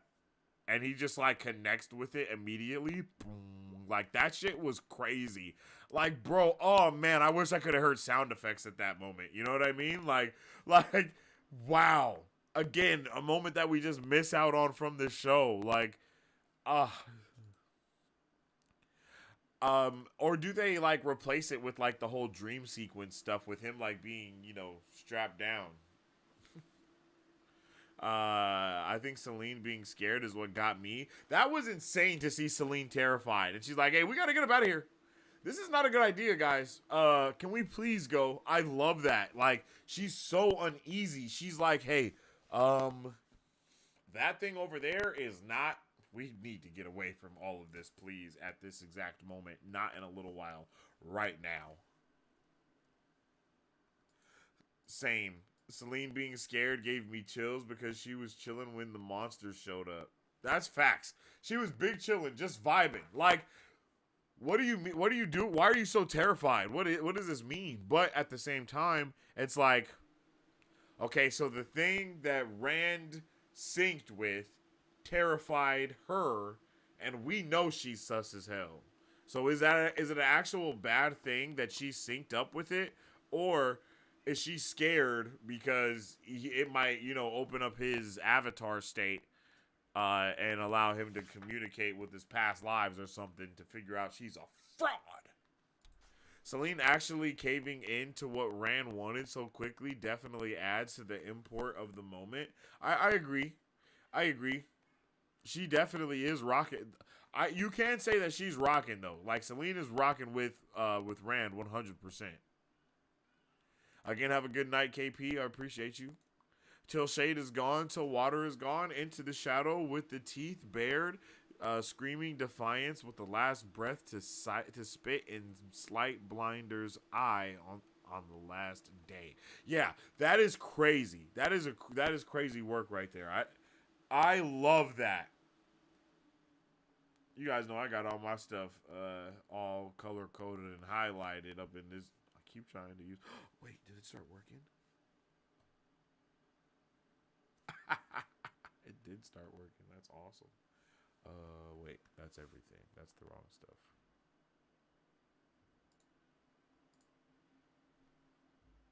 Oh, I got it. I understand.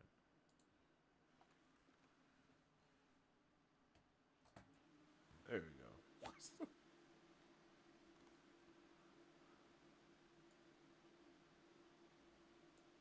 It was so small. It was like I don't know why that was so funny. That shit was so small. Yo, that was wild. Yay, it's working again. Oh, maybe not. What happened? Why is everything miniature?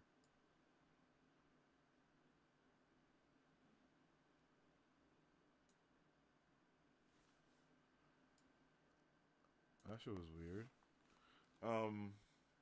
Rand, he did not know whose voice it was. Like he like Rand? Someone's like talking to him and he's like, what? Like, no, I don't know what's going on. Like, and he reached for the core of who he was, the core of what he was. Yo, that is some powerful words right there being spit. I ain't gonna lie. Six nations divide. Powerful. What the hell is going on? Oh, that's right. My it died, so I couldn't turn any of that stuff off. That's right.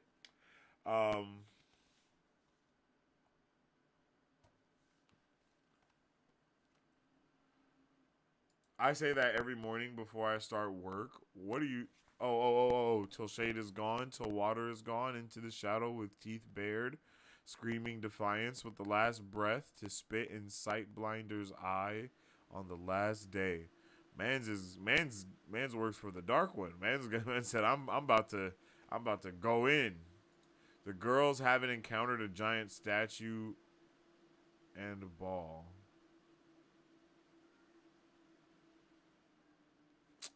Okay, I understand what you're saying. The girls haven't encountered a giant statue and ball, so they haven't had that stuff. Okay, that's one instance. Look at all the other instances of his crazy shenanigans that he's doing.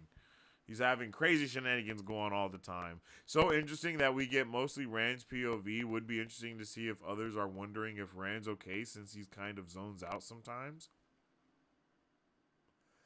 Yeah, that's a good point. Giant statue, mostly buried with the sphere that lights up when Rand's nearby. Probably nothing. Let's go to dinner. Yeah, facts. Or is it because of Rand? Dun dun. Dun dun dun. Okay, I got you. 9 Rings, Lord of the Rings reference. Canonically a Lord of the Rings reference. Oh, I'm definitely buying that book. I don't know what book we're talking about, but buy it. RJ hadn't gotten completely out of his Tolkien nod era, I think. Oh, I feel that. The problem with Showrand is that we can't see what he's thinking. This is a fact. We can't see what he's thinking, but I don't think we're getting to see him portray the feeling of the thoughts that we're seeing here. I think I said the thing. IDK about the book much, but Celine is sus as fuck.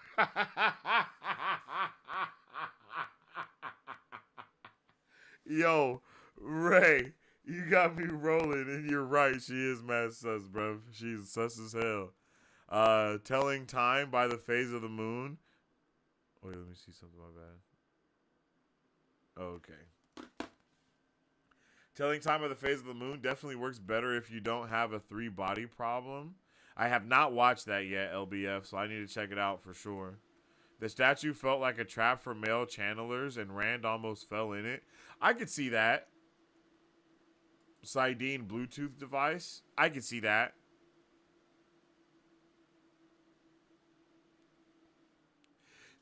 Definitely, actually. I mean, yeah, that's kind of what I'm saying too, but in a different way. He connected to that shit. Boom. But that could definitely be a bad thing, especially since Sidene is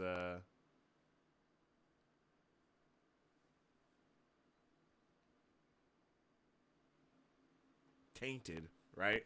It's Sidene is tainted, but still, for her to like be so scared of that happening, he syncs up with it, and then she leaves in the middle of the night. It just makes me feel like, you know, that's going to be put towards her, because it's like, yeah.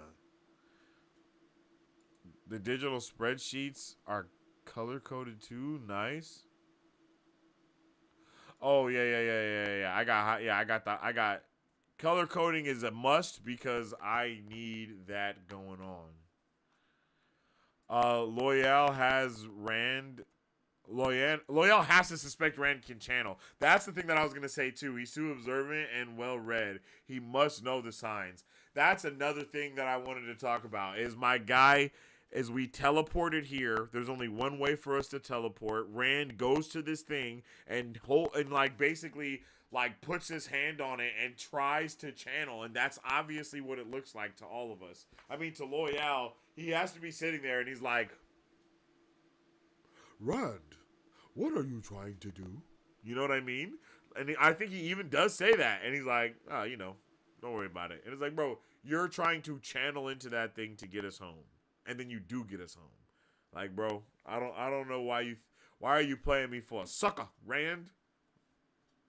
Look at all we've been through. Rush Hour 1, Rush Hour 2. It would be interesting to know for sure, though. I agree. You got to get used to saying taint. We got 13 more books of this. I mean, I forgot the word. That's why I was trying to think of it. And then I remembered that the word was taint. And then I was like, oh, yeah, that's right. and I'm like, that's why I forgot the word, because taint is not in my vocabulary on a day-to-day basis. You know what I mean? I would just be saying taint, you know? But I understand that that is the word that is chose here, so I got to get used to that for sure. But I gotta add it to the vocab because it ain't in there now. I don't think I'd use a Bluetooth device if it was covered in an oily film of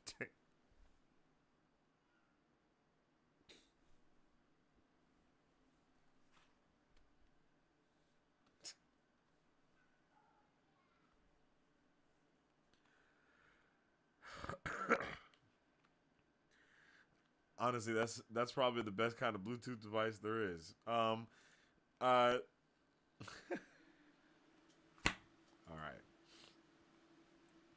All right. Well, that's chapter 20.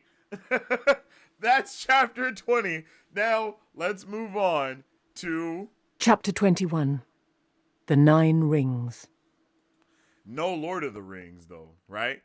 Yo, Rand's POVs are always hype. I don't know why, but they're always lit. But I guess that's because he's always going through wild stuff. Nynaeve's point of view was also lit this time around. It was written very well. We'll get into that. So,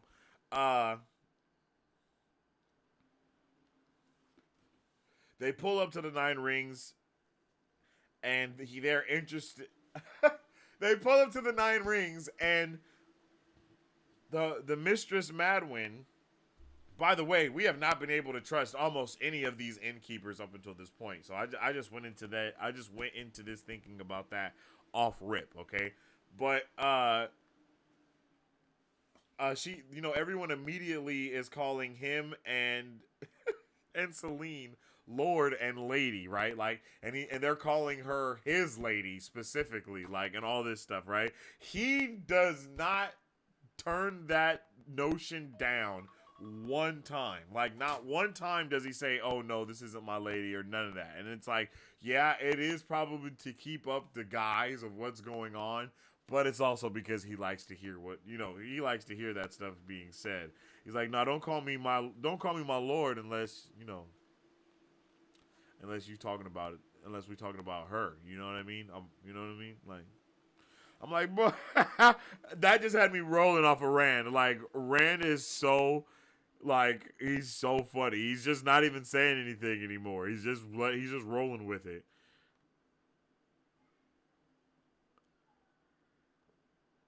And one thing I love about it too is her quick eyes took in Rand's gold embroidered red coat and Celine's fine white dress, and then she immediately starts calling him my lord. Like, I don't know why I like being able to get, because aren't we getting her POV real quick? Is that what that is? It's like a brief, or are we seeing Rand see her do what she's doing? You know what I mean? Like, that's what I don't know if Rand is seeing this happen or if we're just switching to her real quick and being like, oh, and then you know what I mean? I know we're not switching to her POV, but I want to know what the textbook name is for that happening.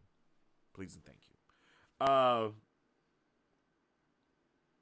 Yeah, so Maglin Madwin, Mistress Madwin, right? We see her and she's basically rocking, and I love it. She's there for everybody. And then we have Mistress Madwin glance flickered to Rand's sword. The bronze heron were playing on scabbard and hilt. She frowned slightly, but her face was clear again in a blink. Like, ooh, like, I love that. I love that.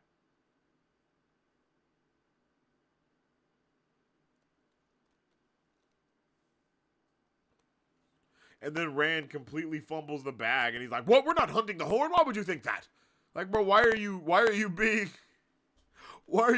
so brash with it? Just calm down. No, we're not doing that. Why would you think that's being the reason why we're here?" And he's like, we are not hunting the horn.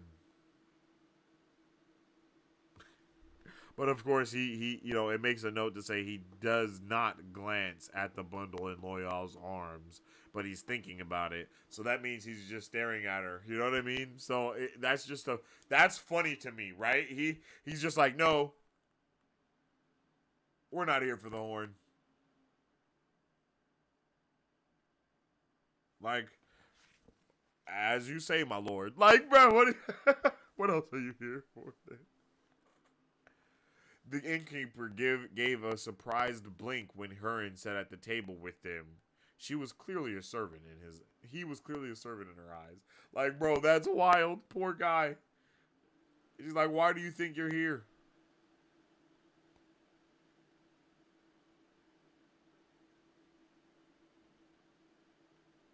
And then it really had me rolling when Rand took it. He like eats the food and he's like, oh my gosh, this is the best thing I've ever had. Mans is just he's so used to bland food. Like, they put the food on and then they take it off and then they eat it. Like, there's no other prep phase to it at all. It's just meat, cook, eat. In that order. And they're adding nothing else to it. And he's like making love to the food because it's so good. And of course, they all continue to treat him like he is a lord, as they should. As they should, because of, I mean, look at how he looks. And this time, you see a dude pull up with embroidered, embroidered clothing and all this type of stuff. You're going to think that he is a lord. And he pulls up with a little baddie and a freaking ogier. Yeah, you're not a lord. You just pulled up with an ogier, a beautiful woman, and a little dude that looks like a slave person for you. Like, this is your servant. This is your servant. You have a servant, a ogier, and a beautiful woman by your side. Yeah, you're not a lord at all. Like, bro, what? Of course they think you're a servant, bro. Of course they think you're a lord, bro. Why wouldn't they?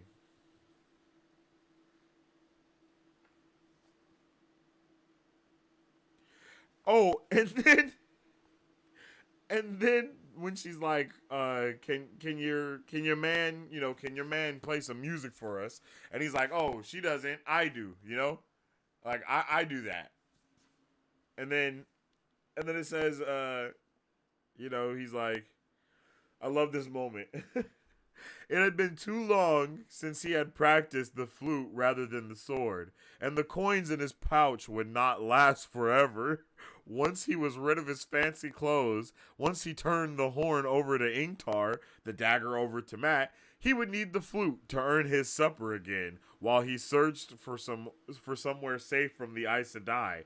And safe from myself? Something did happen back there. What? Like the only thing that I could do at this moment was write, Mans has a lovely open mind, because he really is thinking like it's gonna be over after this, right? He's like, hey, all I gotta do is these few little side quests, and then I'm gonna be able to just be free of all this stuff that's going on. I'm like, oh my god, Rand, my guy, you are so open-minded, and I appreciate that about you, my G. Your life is never gonna be the same ever, my boy. You're not going back to just, on the road again. Can't wait to get on the road again. Marisu, you're a menace. You're a menace. This is why I don't be reading chat while I'm doing the chapter by chapter breakdowns, because y'all be saying wild stuff like this, bro. Like, what? I need to wait until I get all my thoughts out before I can read something like this.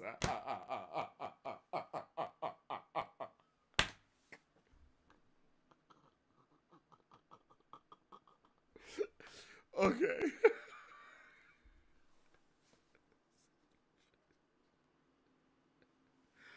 Oh, bruh.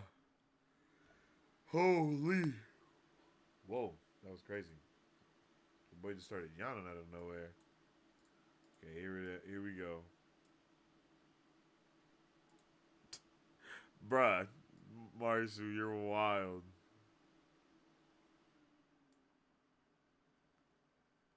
Alright.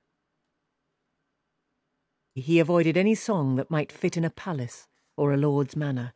He played only one bucket of water, and the old... Oh, I guess I stopped talking, huh? No, because I started laughing. No, yeah. He's about to play his flute. Okay, so he goes to play his flute. Yeah. Old Two Rivers leaf, old Jack's up a tree, and Goodman Pricket's pipe. With the last, the 6 soldiers began to sing in raucous tones, though not the words Rand knew. We rode down to River Irelel just to see the tyrant come. We stood along the river bank with the rising of the sun. Their horses blacked the summer plain, their banners blacked the sky. But we stood our ground on the banks of River Irelel. Oh, we stood our ground. Yes, we stood our ground along the river in the morning. It was not the first time that Rand had discovered a tune had different words and different names in different lands, sometimes even in villages in the same land. Rosamund Pike killed that. Like, she killed that. For all of those to be her, like, she killed that, bro. Like, they layered it all good. Like, they did that. That was awesome. That was awesome. I was like, oh, shit.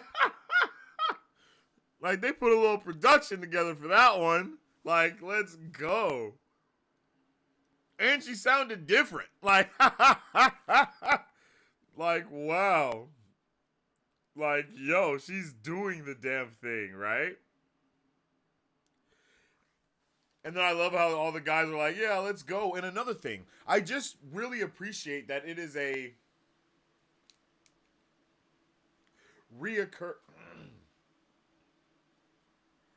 it's a reoccurring theme, it's a reoccurring theme that these songs and these These songs basically have different lyrics to them. Every melody holds different words and meaning to them, but the music is the thing that transpires across the land.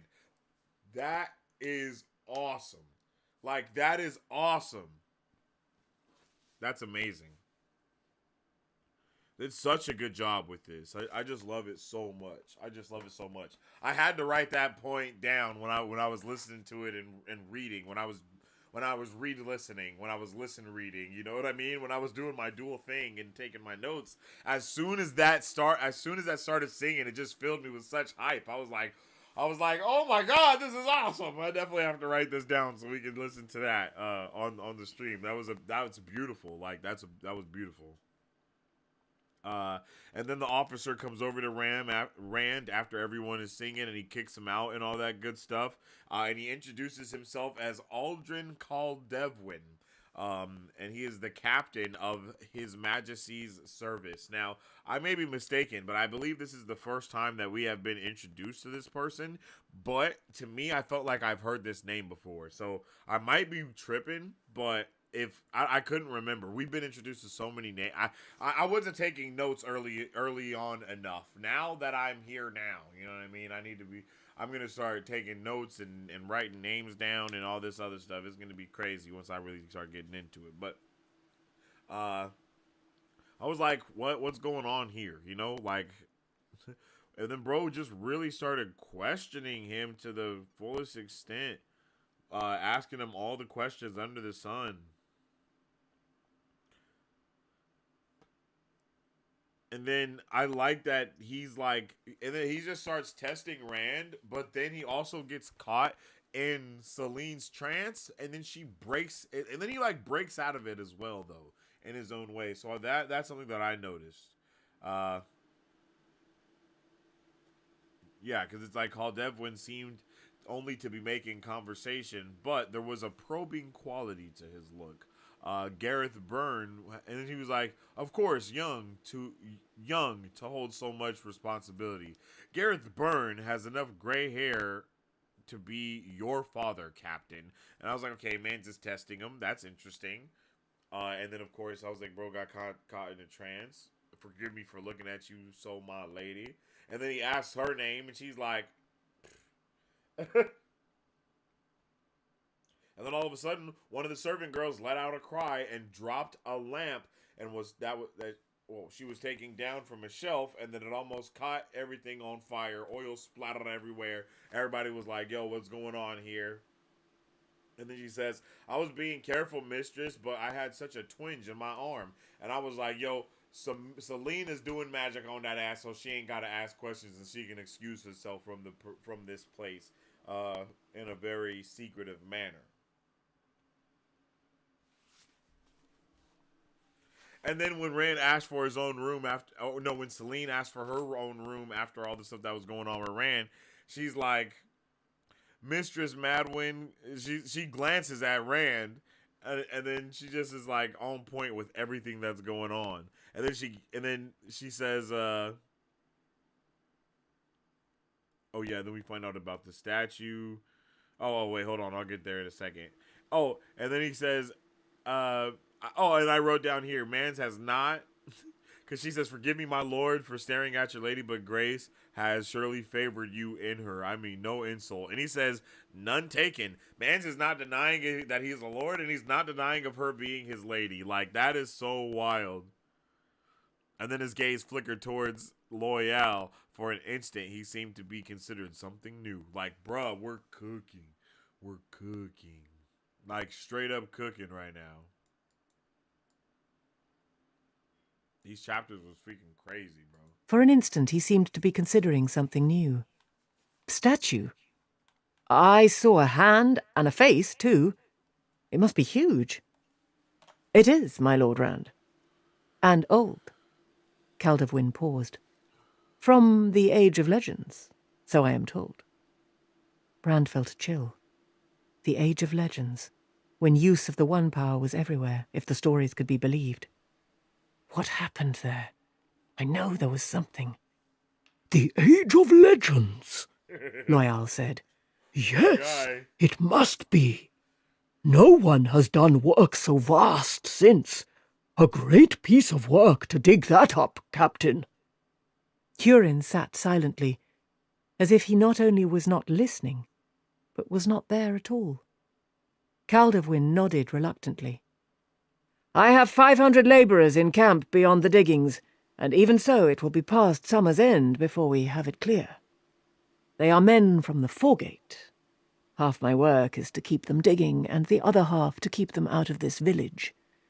Foregaters have a fondness for drinking and carousing, you understand, and these people lead quiet lives. His tone said his sympathies were all with the villagers. Rand nodded. He had no interest in foregaters, whoever they were. What will you do with it?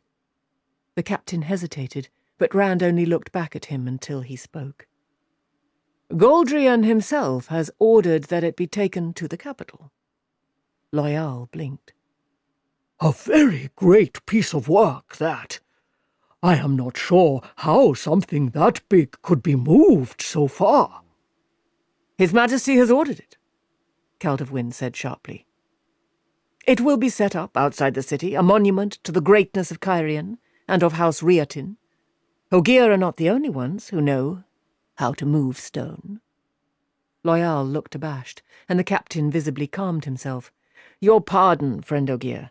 Why? I spoke in Why did he haste throw shots and like rudely. that? He still sounded a little gruff. Will you be staying in Tremoncian long, my Lord Rand? We leave in the morning, Rand said. We are going to Cairhien. Man's just As it chopping happens, up a storm. I am sending some of my men back to the city tomorrow. I must rotate them. They grow stale after too long watching men swing picks and shovels. You will not mind if they ride in your company? He put it as a question, but as if acceptance were a foregone conclusion.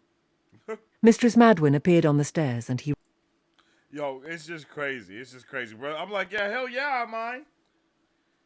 And then, like, she tells him to go into, you know, and then that's when we get,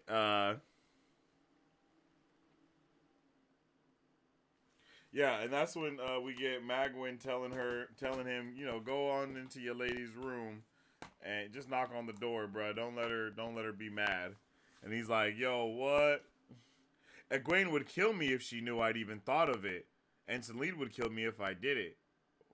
Or would she? Like, or would she, my boy? Like, Rand is just, he's a menace right here. Like, he's a menace at that point. I'm like, bro, what are we talking about? And then we move on a little bit further. And this is another point where I really wanted to hear what was going on here. and hoped his face was not turning red. Light, Egwene would care if you please. Hardly room to walk. Great game. The game of houses, some call it. The keeper was gone. Rand turned to the others. Loyal had pushed the still-covered chest under his bed and was trying the mattress. Hurin was setting out the saddlebags. Do either of you know why that captain was so suspicious of us? He was, I'm sure of it. He shook his head. I almost think he thought we might steal that statue the way he was talking. Dias de Mar, Lord Rand, Hurin said. The great game. The game of houses, some call it. This Caldovwyn thinks you must be doing something to your advantage or you wouldn't be here. And whatever you're doing might be to his disadvantage. So he has to be careful. Rand shook his head. The great game? What game? It isn't a game at all, Rand, Loyal said from his bed. He had pulled a go. book from his pocket, but it lay unopened on his chest. I don't know much about it. Ogier don't do such things, but I have heard of it. The nobles and the noble houses maneuver for advantage. They do things they think will help them or hurt an enemy Like, or both. This paragraph right here. gives Usually, birth to the it's Game of all Thrones. done in secrecy, or if not, they try to make it seem as if they're doing something other than what they are. He gave one tufted ear a puzzled scratch. Even knowing what it is, I don't understand it. Elder Haman always said it would take a greater mind than his to understand the things humans do, and I don't know many as intelligent as Elder Haman. You humans are odd. My boy Loyal will diss us as humans real quick. Talking about y'all be doing the dumbest stuff ever. Like, bro, who asked you, Loyal? Thank you very much. Like, who asked you, brother man? But yo, like,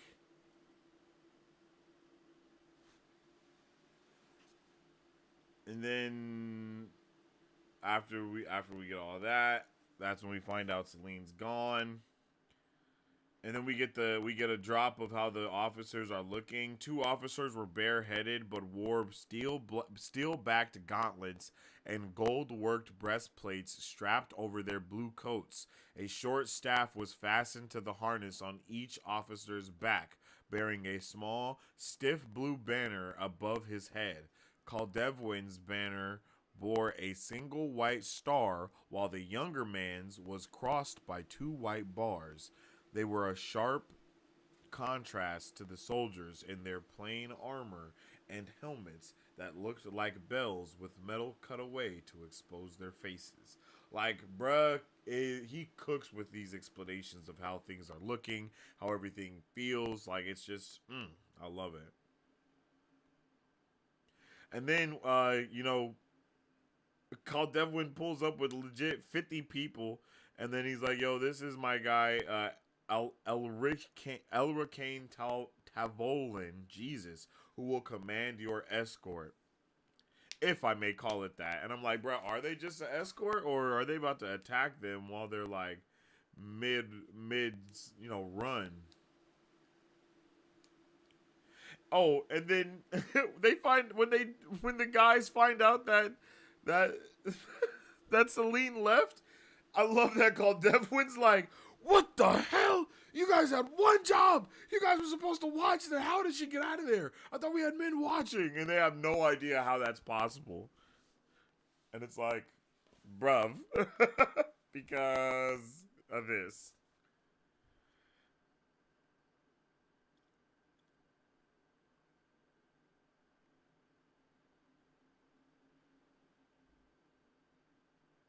Yeah, and then they're on the road to Carrion, yo. All right, how did you guys feel about what was that, chapter 21?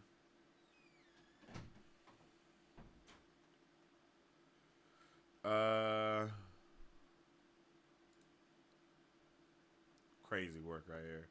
9 of the mortal 10 men to die, doomed to die. I sure hope that 9 Rings Tolkien reference isn't connected to that. Yo, you're killing me, Mark. You're killing me, LBF. My bad. I thought that was Marcy that said that. It's fun watching Rand slowly forget he isn't a lord. He definitely is. He's like, he's committed to the role. LOL. Method acting. Factories. Fact. So I guess what is a lord anyway? There's so much comedy connected to the horn in the books if you look for it. Facts. Yeah, the horn is wild. It's so funny that Loyal is just carrying the horn right then. Could have been anywhere in their packs. And he's just holding it in there in a treasure chest, just right there in his arms. Everywhere he goes, he's just holding this chest. Like, no, don't worry about me. There's nothing in this chest. Why would you think that? I'm just holding this. The D&D party discovers the joy of curry. Andor is known for its unseasoned mashed potatoes. Nah, that's wild. Bro pulled up, dripped out with a bad ting for a steak. Yo, I'm saying. Facts. Or is this particular food more like American takeout Chinese food? Maybe. Gorgon steak. But what if the Dragon Reborn can just find a quiet village with some sheep somewhere? Isn't that the kind of thing of wholesomeness we need in a Dragon Reborn? Like, bro, it's wildin'. I don't know what you think you're doing here, bro. Like, your life, you're not just about to never, ever, like, bro, you're not just about to be on the road for your entire life just doing shows. Like, bro thinks he's about to go on tour. Like, what? banger for real. Is that a Rosamund Pike choir? How'd they do that? Oh, they just recorded her and layered that thing, and they layered it nice.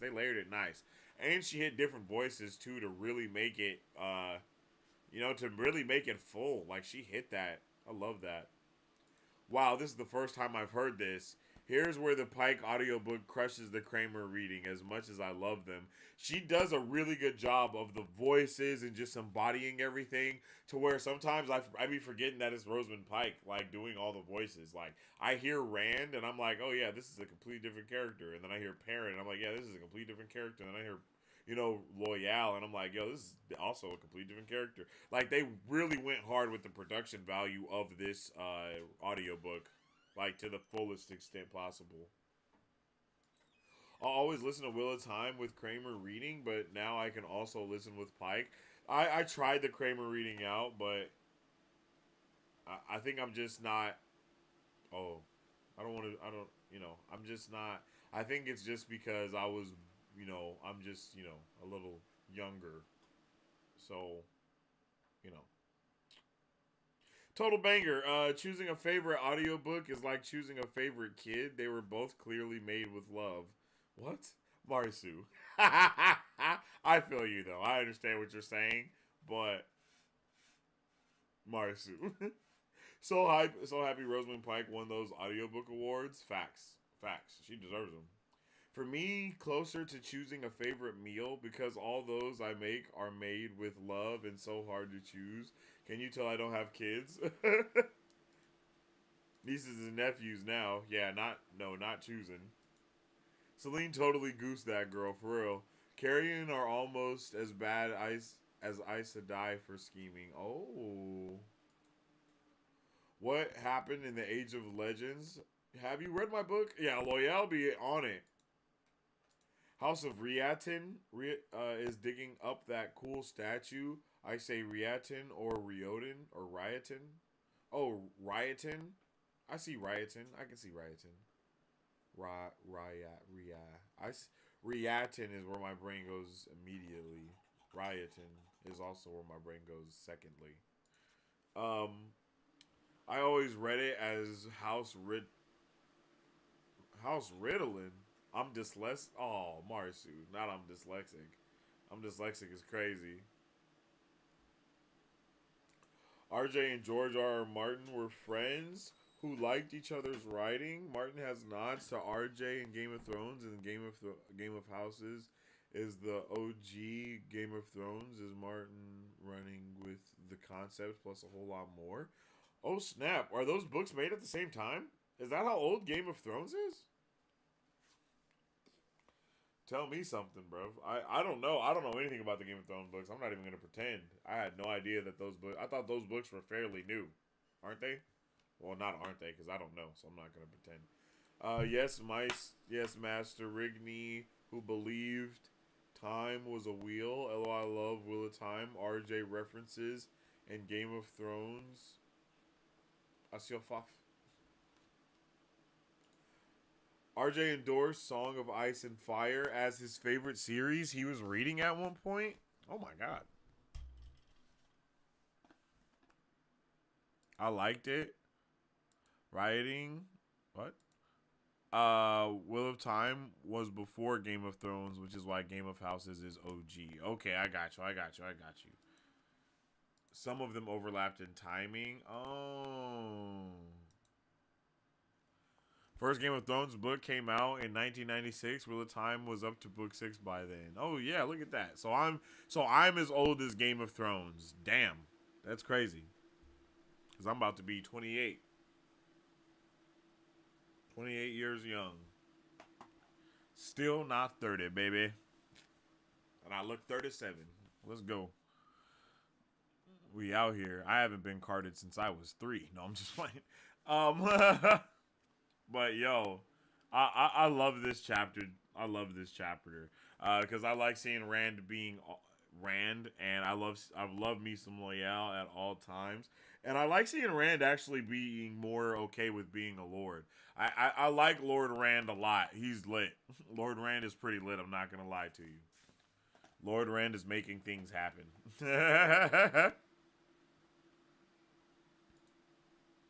because he has a reputation to uphold. You know what I'm saying?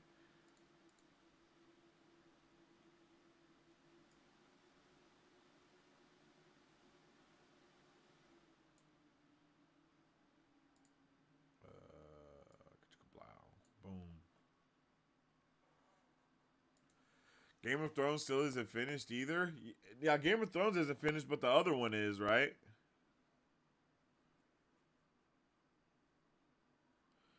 Right? It's the other one, isn't it?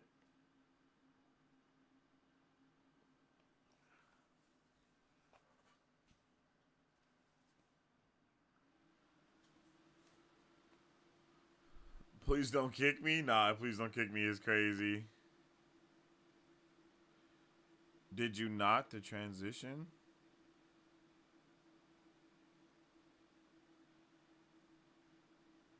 No idea what you're talking about, Marsu. Did you not the transition? Oh yeah. I'll talk about that right now too. After these short messages from what? Where are we at in the?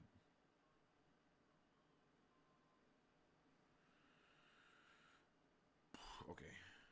What is up, Super Fam? How's it going, everyone? Welcome to Marvel Bros, where we discuss all things Marvel and everything pop culture. We started Marvel Bros back in 2019 because we have a love for not only Marvel movies and comics, but because we wanted to have a place where people could stay up to date with all pop culture news. Here, you will have access to all of our content, whether it be trailer reaction.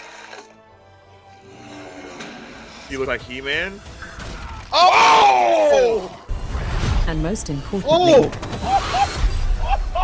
controllable. Go! Character breakdowns. Welcome to Marvel Bros Breakdown. Welcome to Marvel Bros Breakdown, where we dive deeper into characters and theorize about the latest films. Pop culture news updates. On today's pop culture news update. And on today's pop culture news update. Or movie reviews. We love to have open discussions here on the channel, so feel free to join us when we go live. Battle Cove, I like that Kang's motives are understandable in the same way Thanos' motives were. That's exactly what we're saying. That was pretty awesome. Well. Or jump in the comment section of a trailer reaction or breakdowns so we can theorize, converse, and nerd out. Follow us on social media at Marvel Bros to stay up to date with the latest news, rumors, content, and more. You can also join our Discord, where we are constantly having conversations pertaining to Marvel, DC, Star Wars, anime, and everything pop culture. All of our past pop culture news updates are available wherever you listen to podcasts at. If you guys would like to support Marvel Bros, all you gotta do is visit our website at www.marvelbros.com and buy some merch. Represent the super fan. To get early access to content, patron-only scoops, giveaways, private Q&As, and those sacred watches. That is right. Make sure y'all check out all the stuff that was just said there when we was saying it. You feel me? We gotta do a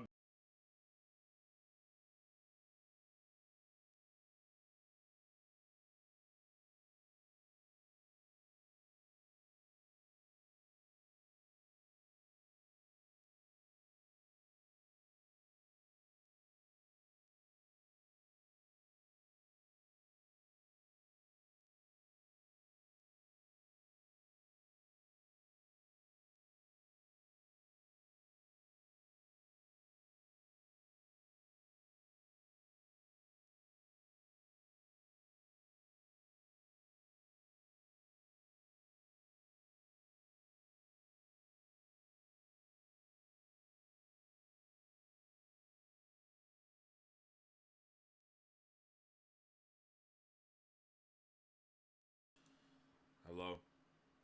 Bro, oh my goodness. What the hell is happening?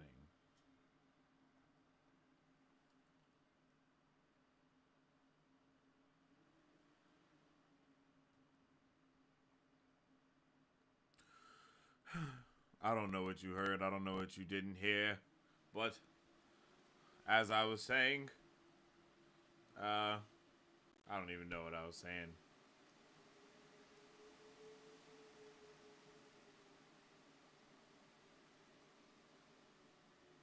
Oh, happy birthday to Battery. Battery's birthday was on Monday. Happy birthday to the bro, for sure. All right.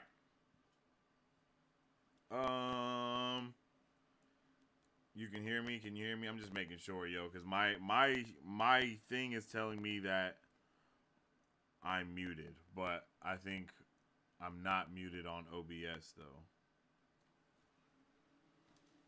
It's wild, bro. Never have these issues. Okay.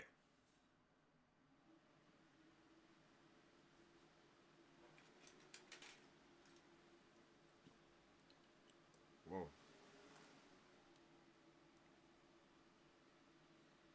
Am I all good? Okay. I think I'm all good now. And now it's time for Chapter 22. WoTchers. Yo, okay, now going into chapter 22, I loved it for multiple reasons, right? Hey, yo, LBF, my guy. I appreciate you so much.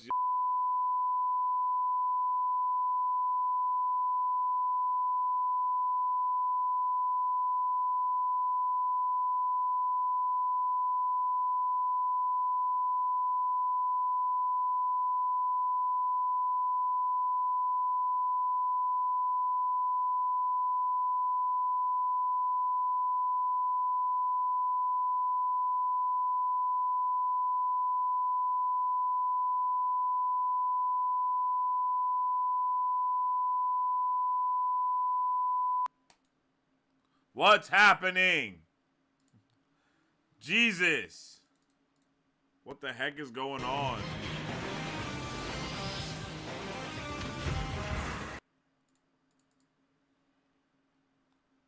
Bruh. What's happening? Please. I just wanna show my appreciation and tell you thank you. That's all I wanna do. Please, just let me say thank you. Let me say thank you, please. Just let me say thank you. I appreciate you, bro. I don't know if you can hear me or not. I appreciate you. Thank you so much for the $20 holla. Like, bruh, it's definitely a W. You're awesome. Man, I appreciate you, bro. I don't know why the stream is doing everything possible to not work properly, but it is, man. But I appreciate you, like Blinded Fool, LBF. Big shout outs to him. W's in the chat for LBF, yo, because I appreciate that for sure. Mans came through with the dub in the chat. Dub for the dub, my guy. I appreciate you so much. I don't know what's going on with my setup over here, y'all. I apologize. Man's set back and everything went wrong. They're like, nah, bro, you need to be right up on the computer. How dare you sit back a little bit farther than usual? Big shout out to my guy LBF for the $20 holla yet again. I don't know if the ship even played because everything was going haywire.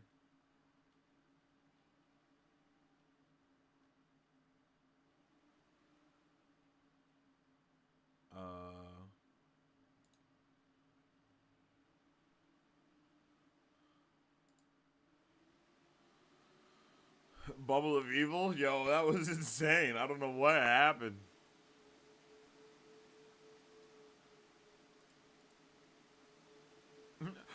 Sensei? Like, I heard it faintly coming from my headphone, and I was like, no shot, bro. Has that been going on for a while? Like, bro, I don't even know how long it's been happening. Like, my poor stream deck is just falling apart. All right, let's get that going again.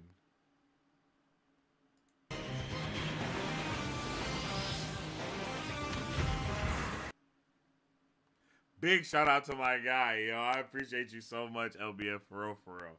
For real, for real. Let's play it one more time just because that was wild. Big shout out to LBF, man. I appreciate you so much. Oh, I'm not even touching that no more. All right. So now it's time for Chapter 22. Watchers. All right, yo. So going into chapter 20.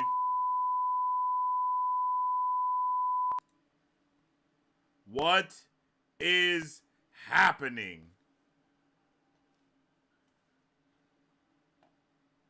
Is that for me pressing play? Chapter 22. Watchers. I don't know what's going on, bro. Like, yo, everything's going haywire. I don't know what's happening. All right, but in chapter 22,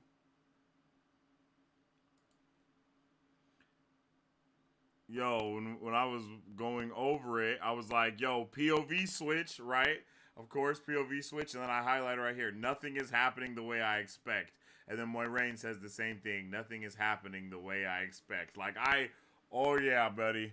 Oh yeah, buddy, get ready. Like, that just let me know we need to be What ready is for up, whatever Super is Fam? about. How's it going, everyone? Welcome to Marvel Bros, where we discuss all things Marvel. Please.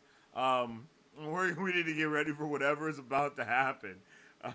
And I was a little bit. I was ready. I'm not gonna lie. I was definitely ready, for surely. And again, this is another part. I gotta unplug this because this is doing ungodly things right now.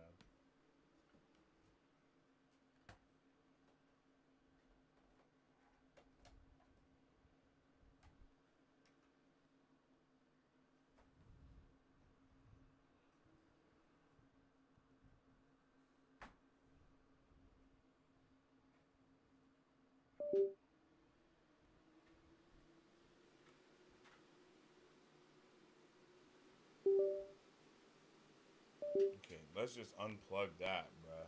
So we don't go through any more of those issues. That was crazy.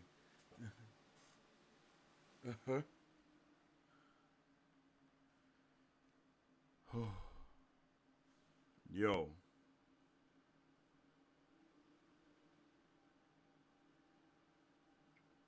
Okay. No idea what was going on there.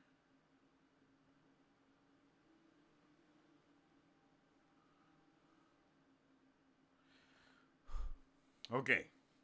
So every time there's a POV switch in the chapters, I write POV switch next to said chapter. So I'm like, as I'm listening to it, as I'm reading it, and I'm like, oh shit, we're in Moiraine's point of view now. I'm like, okay, that's a POV switch right there. Because I have my iPad, I got my pencil, and then I'm like writing, and I'm like reading on the shit, and then I'm like, oh shit, this is a POV switch.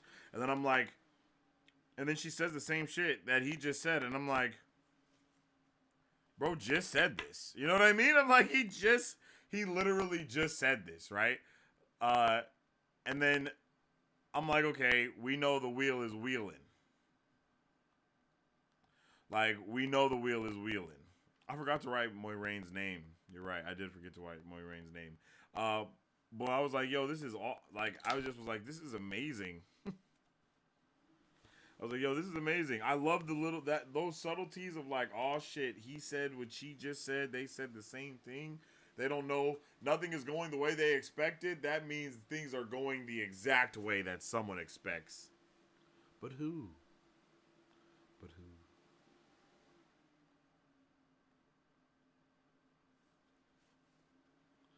Oh, and then as Moiraine, we see like two elderly sisters living in this snug house, and their Aes Sedai. So I'm immediately like, wait, is this the moment from the show? And then it does end up being the moment from the show when Moiraine is going and chilling with the sisters and all that stuff. And it says Attalus and Van Deen had gone into voluntary retreat together so long ago that few even in the White Tower remembered they still lived. Like, god damn. That just lets you know how old they really are and how long they've been around, too. And then they only have one equally aged warder who remained to them, still intending to write the history of the world since the breaking, and as much as they could include of before. And right there, that's when I was like, oh, let's go. Like when they said that it was an old Warder, I was like, let's go. I had to write that down too. You know, I just wrote down a quick little let's go. So I was like, because I was hype. I was like, let's go. This is them. And then for some reason, Moiraine proceeds to break Rand down like a fraction, yo. Seems to break him down like a freaking fraction right here. Oh, I thought I didn't put the timestamp. Oh no. Rod clattered back onto its hook, and he made a formal bow. "Honor to serve, Moiraine Aes Sedai." Oh, yeah. "Bear a leash easily, even so light a one as mine," he said dryly. "I was too busy. Seemed to me at the time you might land on me." She did not smile, though she caught him by surprise. Their house was the perfect place for Moiraine to find the information she needed, except that it was not there. Here we go. Movement caught her eye, and she turned. Lan was lounging against the yellow brick fireplace, as imperturbable as a boulder. "Do you remember the first time we met, Lan?" She was watching for some sign, or she would not have seen the quick twitch of his eyebrow. It was not often she caught him by surprise. This was a subject neither of them ever mentioned. Nearly 20 years ago she had told him, with all the stiff pride of one still young enough to be called young, she recalled, that she would never speak of it again, and expected the same silence of him. "I remember," was all he said. "And still no apology, I suppose." "You threw me into a pond." She did not smile, though she could feel amusement at it now. "Every stitch I had was soaked, and in what you bordermen call New Spring, I nearly froze. I recall I built a fire, too, and hung blankets so you could warm yourself in privacy." He poked at the burning logs and returned the fire tool to its hook. Even summer nights were cool in the borderlands. "I also recall that while I slept that night you dumped half the pond on me. It would have saved a great deal of shivering on both our parts if you had simply told me you were Aes Sedai rather than demonstrating it. Rather than trying to separate me from my sword. Not a good way to introduce yourself to a borderman, even for a young woman." "I was young, and alone, and you were as large then as you are now, and your fierceness more open. I did not want you to know I was Aes Sedai. It seemed to me at the time you might answer my questions more freely if you did not know." She fell silent for a moment, thinking of the years since that meeting. It had been good to find a companion to join her in her quest. "In the weeks that followed, did you suspect that I would ask you to bond to me? I decided you were the one, in the first day." "I never guessed," he said dryly. "I was too busy wondering if I could escort you to Chachin and keep a whole skin. A different surprise you had for me every night. The ants, I recall in particular. I don't think I had one good night's sleep that whole ride." She permitted herself a small smile, remembering. "I was young," she repeated. "And does your bond chafe after all these years? You are not a man to wear a leash easily, even so light a one as mine." It was a stinging comment. She meant it to be so. "No." His voice was cool, but he took up the fire tool again and gave the blaze a fierce poking it did not need. Sparks cascaded up the chimney. "I chose freely, knowing what it entailed." The iron rod clattered back onto its hook, and he made a formal bow. "Honor to serve, Moiraine Aes Sedai. It has been and will be so always." Moiraine sniffed. "Your humility, Lan Gaidin, has always been more arrogance than most kings could manage with their armies at their backs. From the first day I met you, it has been so. Why all this talk of days past, Moiraine?" For the 100th time, or so it seemed to her, she considered the words to use. "Before we left Tarvalon, I made arrangements, should anything happen to me, for your bond to pass to another." He stared at her, silent. When you feel my death, you will find yourself compelled to seek her out immediately. I do not want you to be surprised by it. Compelled. He breathed softly, angrily. Never once have you used my bond to compel me. I thought you more than disapproved of that. Yo, this is Had where I was left like, this thing I undone, think that the show you would be handled free of this the bond moment at my a little death, bit better. and not even my strongest command to you would hold. I will not allow you to die in a useless attempt to avenge me, and I will not allow you to return to your equally useless private war in the Blight. The war we fight is the same war, if you could only see it so, and I will see that you fight it to some purpose. Neither vengeance nor an unburied death in the Blight will do. And do you foresee your death coming soon? His voice was quiet, his face expressionless, both like stone in a dead winter blizzard. It was a manner she had seen in him many times, usually when he was on the point of violence. Have you planned something, without me, that will see you dead? I am suddenly glad there is no pond in this room, she murmured, then raised her hands when he stiffened, offended at her light tone. I see my death in every day, as you do. How could I not, with the task we have followed these years? Now, with everything coming to a head, I must see it as even more possible. For a moment he studied his hands, large and square. I had never thought, he said slowly, that I might not be the first of us to die. Somehow, even at the worst, it always seemed. Abruptly he scrubbed his hands against each other. If there is a chance I might be given like a pet lapdog, I would at least like to know to whom I am being given. I have never seen you as a pet, Moraine said sharply, and neither does Mirelle. Mirelle? He grimaced. I love the way Yes. she answers questions. She would have to be green, or else some slip of a girl just raised to full sisterhood. If Mirelle can keep her 3 Guideen in line, perhaps she has a chance to manage you. Though she would like to keep you, I know. She has promised to pass your bond to another when she finds one who suits you better. So, not a pet, but a parcel. Mirelle is to be a Here we go. caretaker. Moraine, not even the Greens treat their warders so. No Aes Sedai has passed her warder's bond to another in 400 years, but you intend to do it to me not once, but twice.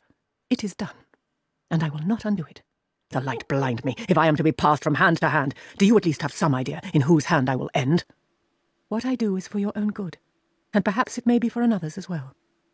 It may be that Mirelle will find a slip of a girl just raised to sisterhood. Was that not what you said? Who needs a Dad warder talked hardened in about battle 9. and wise in the ways of the world. A slip of a girl who may need someone who will throw her into a pond. You have much to offer, Lan. And to see it wasted in an unmarked grave or left to the ravens when it could go to a woman who needs it would be worse than the sin of which the White Cloaks prate. Right. Yes. I think she will have need of you. Lan's eyes widened slightly. For him, it was the same as another man gasping in shocked surmise. She had seldom seen him so off balance. He opened his mouth twice before he spoke. And who do you have in mind for this? Ha ha! You know. You know who. It's 9, baby. It's 9 Eve, baby. Yo, I'm like, bro, this is crazy. And then, boom. Later on, she's like, I just needed to figure out if you were still writing for me or not. He was like, oh, this was a test? You test me after all this? I was like, she finessed the hell out of him. From the day I pledged to you, I have ridden where you said ride, even when I thought it foolish, even when I had reason to ride another way. Never did you need my bond to force me.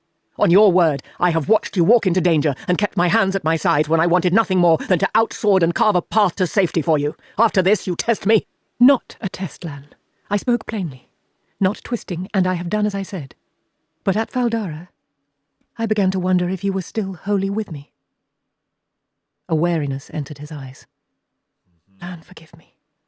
I would not have cracked the walls you hold so hard, but I must know.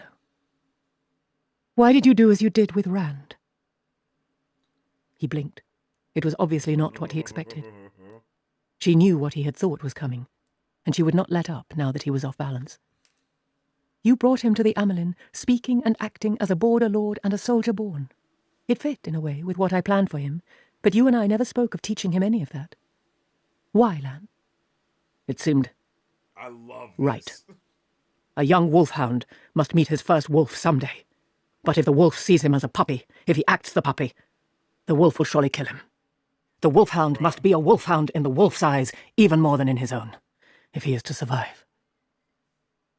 Is that how you see Aes Sedai? The Amelin? Me? Wolves out to pull down your young wolfhound? Lan shook his head. You know what he is, Lan. You know what he must become. Must. What I have worked for since the day you and I met, and before. Do you now doubt what I do? No. No. But he was recovering himself, building his walls again, but they were not rebuilt yet. How many times have you said that Taviran pulled those around them like twigs in a whirlpool? Perhaps I was pulled, too. I only know that it felt right. I only know that it felt right. And then we proceed to have Moiraine say that young woman had put cracks in Lan's walls and seeded the cracks with creepers. Lan thought he was secure, imprisoned in his fortress by fate and his own wishes, but slowly, patiently, the creepers were tearing down the walls to bear the man within. Already he was sharing some of Nynaeve's loyalties. In the beginning, he had been indifferent to the Eamon's field folk, except as people in whom Moiraine had some interest. Nynaeve had changed that, as she had changed Lan. Like, bruh, we're cooking. Moiraine felt a flash of jealousy. I'm like, oh shit, bro. Moiraine is in her feels, so that's why she is doing all of this too. Like, it's a lot of different things going on here, bro. You gotta be careful. You can't let her be in her feels, bro. She's vicious.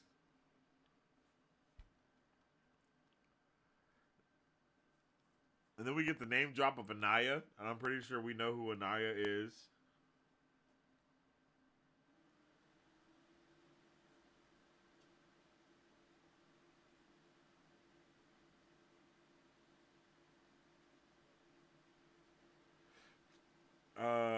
And then we move on a little bit. I think we move on. I think it's safe to move on. Yeah, to Van Dien. Van Dien and Moiraine are talking, and Van Dien is one of the green Aja, not brown like her sister. Yet, the two of them studied so long together that she knew as much of a history as Adelaus, right? So, off the rip, boom, we know that she's also a very smart Aes Sedai, like how the brown Aja are. And then she just starts name-dropping things like, whatever it is, you don't even seem to know where to look. So many subjects. The Trolloc Wars, the Watchers over the waves, the Legend of the Return, 2 treaties on the Horn of Valir, 3 on Dark Prophecy, and Light. Here's Santhra's book on the Forsaken. Nasty that. As nasty as this on Shadar Logoth.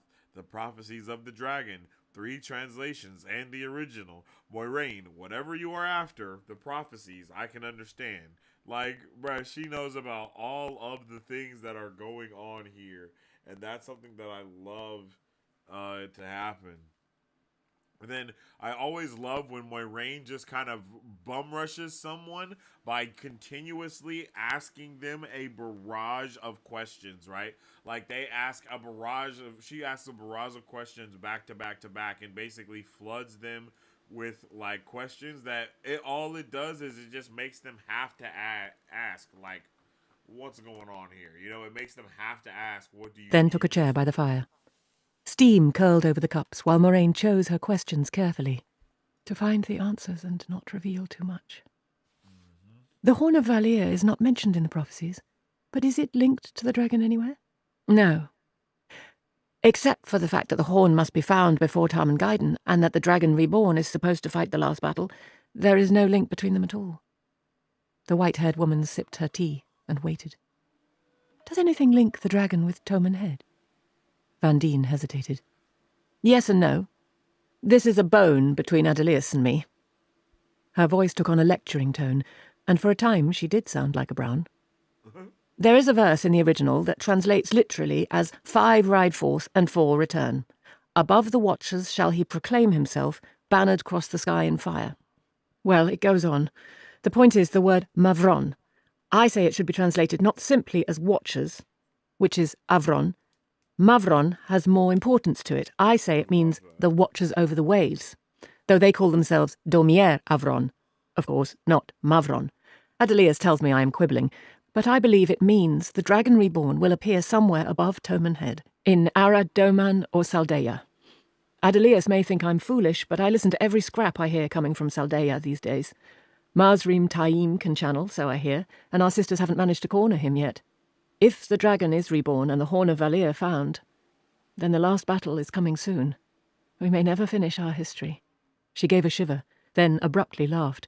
Odd thing to worry about. I suppose I am becoming more a Brown. Horrible thing to contemplate. Ask your next question. I do not think you need worry about Taim, Moraine said absently. It was a link with Toman Head, however small and tenuous. He will be dealt with as Loghain was. What of Shadar Logoth? Shadar Logoth?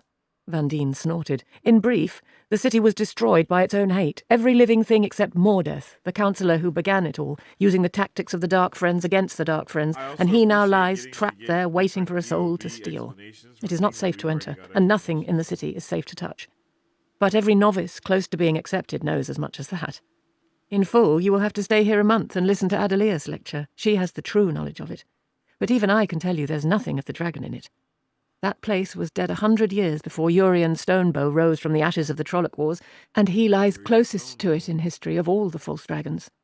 Moraine raised a hand. I did not speak clearly, and I do not speak of the dragon now, reborn or false. Can you think of any reason why a Fade would take something that had come from Shadar Logoth? Not if it knew the thing for what it was. The hate that killed Shadar Logoth was hate they thought to use against the Dark One. It would destroy Shadowspawn as surely as it would those who walk in the light. They rightly fear Shadar Logoth as much as we. And what can you tell me of the Forsaken? You do leap from subject to subject. I can tell you little more than you learned as a novice. No one knows much more of the Nameless than that.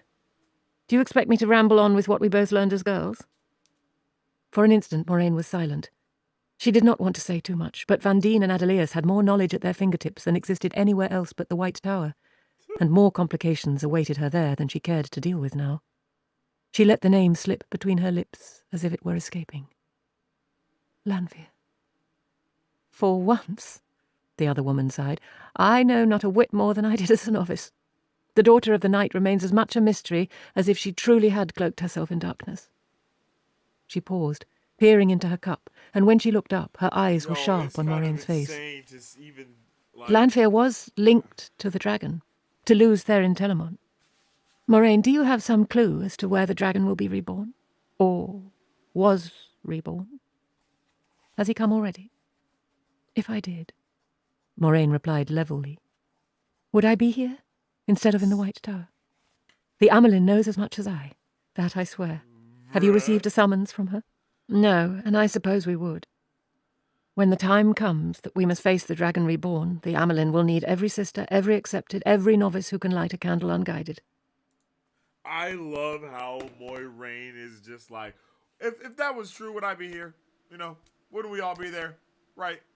And that's true. Like, they would all be there if that was something that was known by you know what I mean? Like, she's not lying, but she is being mad slippery with all of the things that she's saying and the things that she's doing and the things that she's telling us. Like, she is being mad, conniving with everything as well. Like, you gotta listen to how she says stuff and what she says, because it's like, bro, to us, it's like, she's straight up lying. But it's like, no, because she said that, you know what I mean? Like, she said this specifically. Like, you have to be able to know how all these things are said, and everyone's, like, rocking off of technicalities and all this other stuff.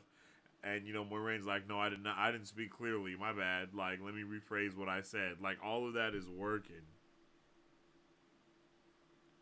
and we just get straight broken down all the stuff about the fades, the nameless, basically Lanfear's linked to Luce Theron, Telemon, and all of the stuff. We're getting all the things.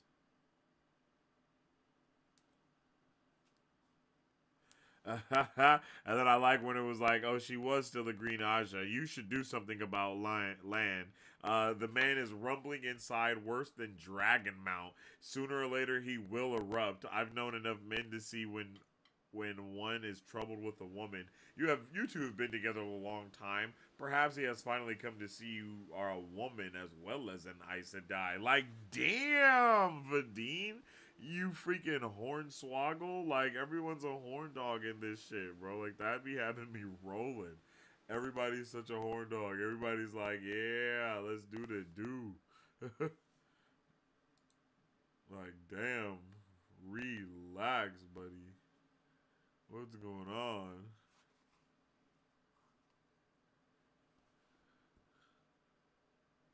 Oh, whoops. With sandy walks between careful beds of flowers. She settled her cloak loosely on her shoulders against the soft coolness of the night. What was the answer, and what was the question? Sand crunched behind her, and she turned, thinking it was Lan. A shadow loomed dimly, only a few paces from her. A shadow that appeared to be a too-tall man wrapped in his cloak. But the face caught the moon, gaunt-cheeked, pale, with black eyes too big above a puckered, red-lipped mouth. The cloak opened, unfolding into great wings like a bat's. Knowing it was too late, she opened herself to Saidar, but the drug-car began to croon, and its soft hum filled her, fragmenting her will. Saidar slipped away.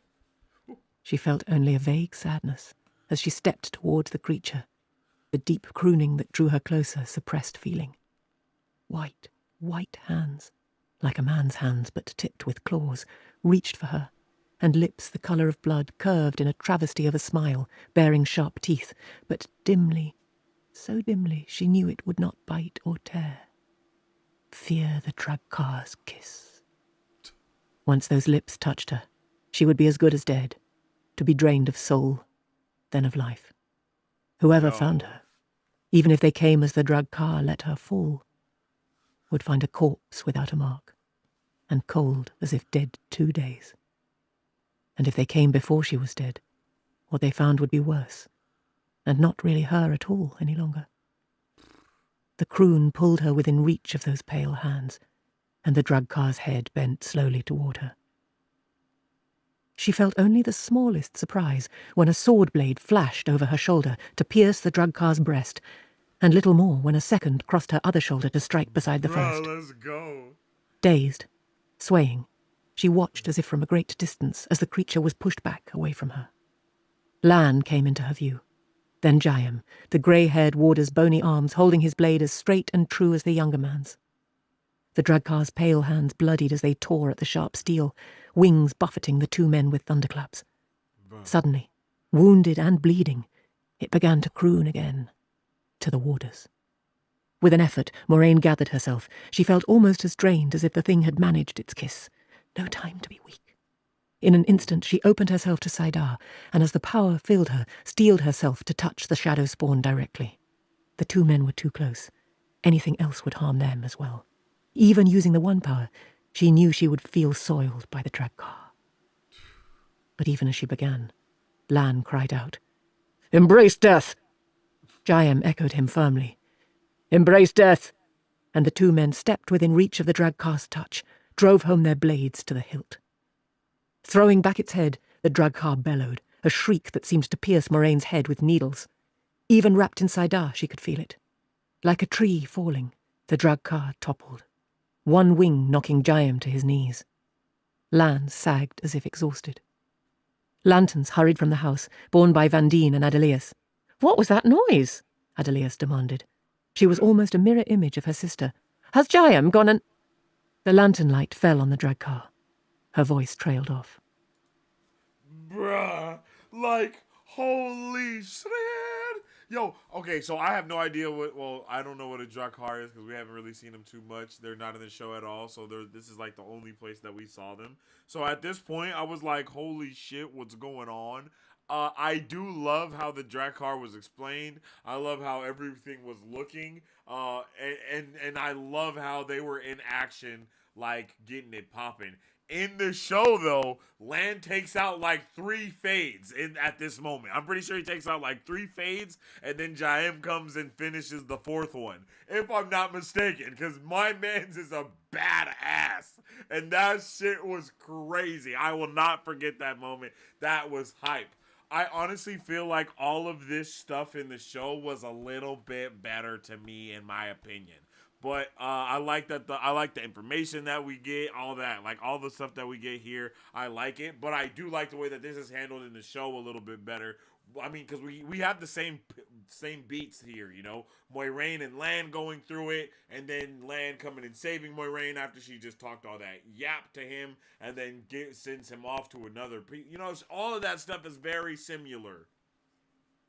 It's just that he doesn't smack like 4 fades in this. He smacks one of the Drakkars with the homie Jaim, and I'm okay with that. I'm okay with that. I'm just saying I liked it in the show a little bit more because the show went crazy. Like, the show went crazy because it was kind of the same thing, and then all of a sudden it was just fade, and they were popping out of the freaking shadows. Like, it was like, oh shit, like that was crazy. That was crazy. That moment was awesome. They just kept popping up, and Lan kept knocking them down. Bro, that shit was awesome. That was awesome. I loved that. That was freaking dope. Yeah, that was freaking dope. And then we have them shouting "Embrace death" the same way our boy Lan was talking about some "Let it be done with." Like, yo, they are all hella dramatic, and I love that. Like, I love that. Like, they will do a war cry. You feel me? So they can get hyped a little bit more, and they can actually get in there and start cranking things up.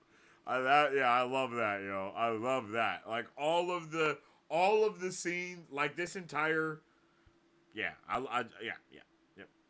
I like it, but I like it in the book a lot though.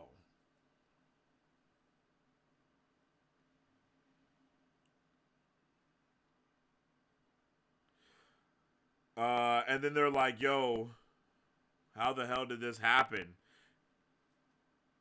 And then Moiraine lets them know it was awarded by a Black Aja. And this is kind of like, I don't know if this is our first confirmation of Black Aja being like there or being like a thing for sure. Like, I think this is our first confirmation of Black Aja being at work in some way. In some way, shape, or form. Okay. Let's get into chat and see how all you guys were digging that. Oh, and then we can't forget about the leaving with the letters to the White Tower. And all that good stuff, too.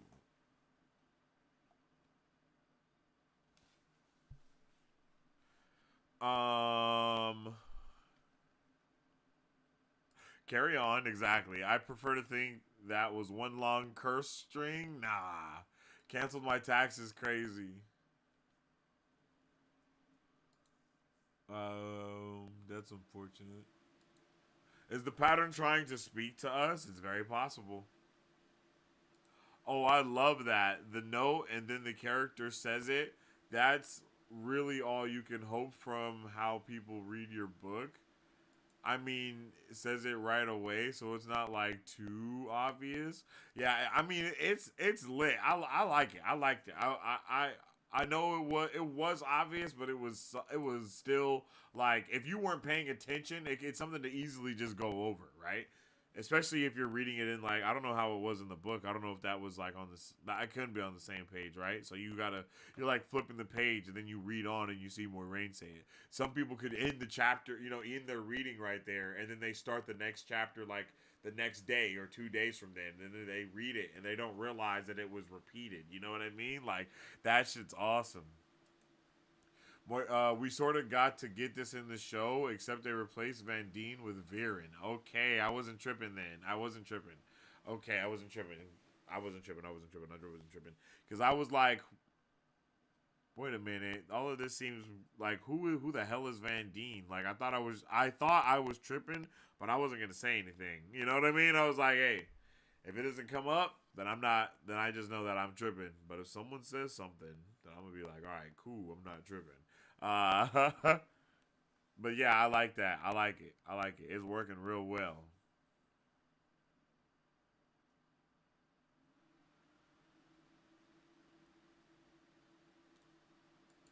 There was the Swan Moiraine interaction. I'm not sure what you're talking about. Still loving Moiraine's POV for real. Third, we get a brief one at the end of Eye of the World and another at the beginning of this book. Funny to see how they pulled this and Elaine into episode 1 in the show when the book pace is mid-book. I think it makes sense for the adaptation, though. Yeah, that's another thing that I saw. They definitely were making their changes there as much as they wanted to. They made some changes. Funny to see how they pulled this and Elaine into... Wait, did I not? Oh, I did read that. I'm tripping. We better get the pawn scene in live action. I think we got a reference to it, or we got it. No, I don't think... I thought they showed something like that. Or was it just... Maybe they just talked about it. Not everything can be a Rand POV, so they need to lean into other stories. I agree. I hope they do that more in Season 3. I mean, they did it in Season 2. We got to see, Perrin and the Wolf Brothers and all that type of stuff.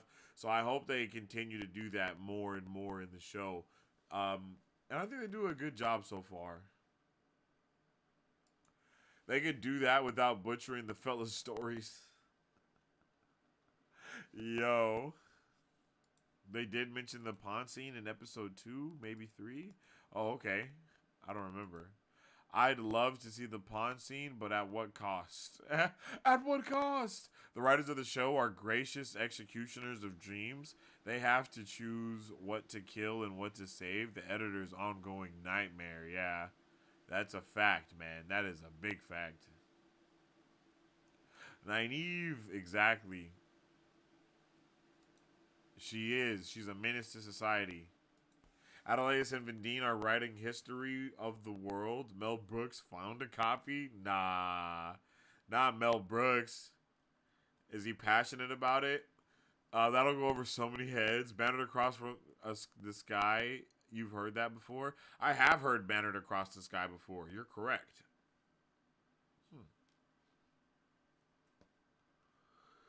Is that important? Oh wow! Excuse me.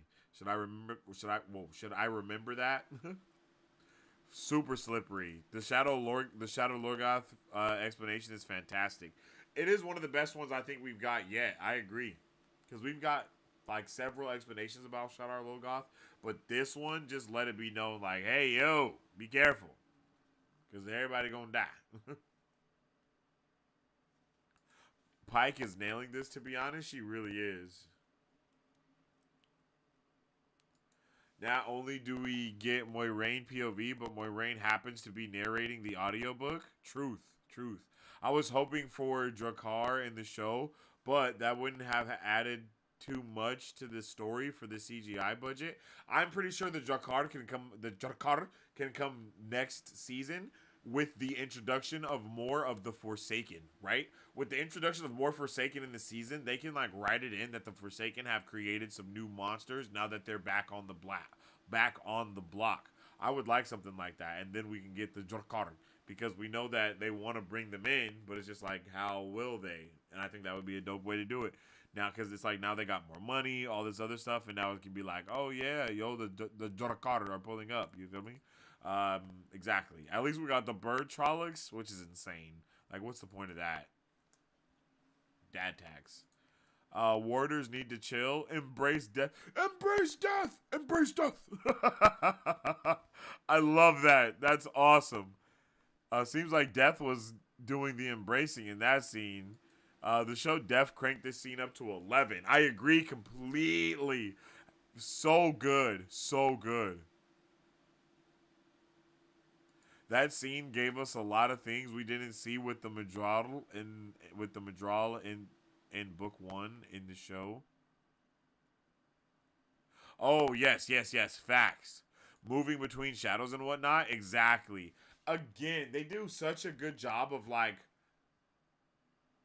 power creeping it. Like, you know what I mean? Like everything's getting kind of more powerful along the way. They're weaving that whole being able to see the weaves basically into the show of them learning how to weave as well and all that. Like, we're learning how the weaves work, so now we can see the weaves better. I don't know if that's like 100% a thing or not, but everything looks cleaner, and the way that it's explained in the book, stuff does start to show up and look cleaner and sharper and brighter, you know? So I'm here for all of that.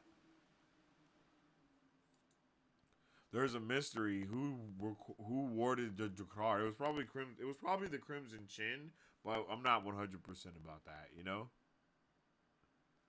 I do think I think the Crimson Chin warded the Jakar to follow them. There is no Black Aja in Ba Sing Se. I think we're officially halfway through the book. Oh, Schnizzle Fritz. What? Let's go. It's important that you remember Shadar Logoth is totally separate from the Shadow. It is human-made evil as opposed to supernatural evil. The show doesn't make that clear. Oh, damn. For real?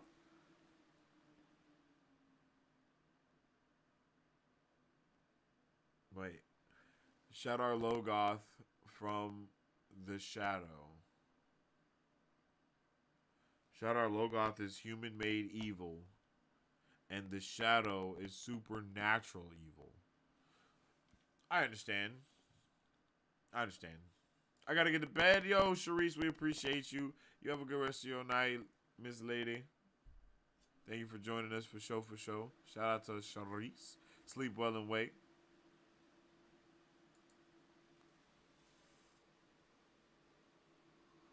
Sleep well and wake, Sharice.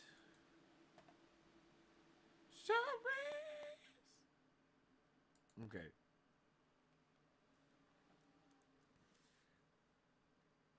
And now, y'all already know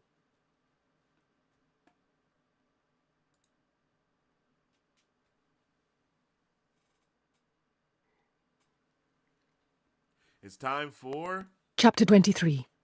The Testing. the testing, baby. And of course, what do we get here? We get the good old POV switch to 9.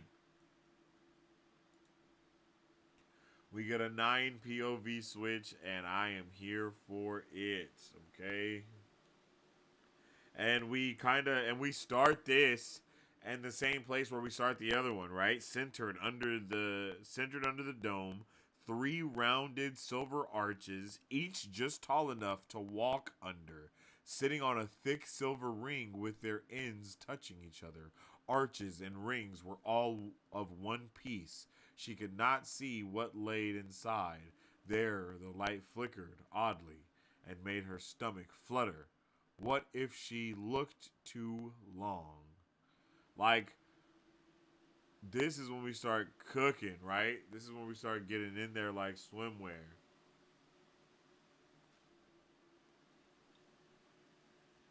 And we see that there are 4 Aes Sedais wearing their shawls, and they're of the colors of green, white, and gray, and I believe also blue.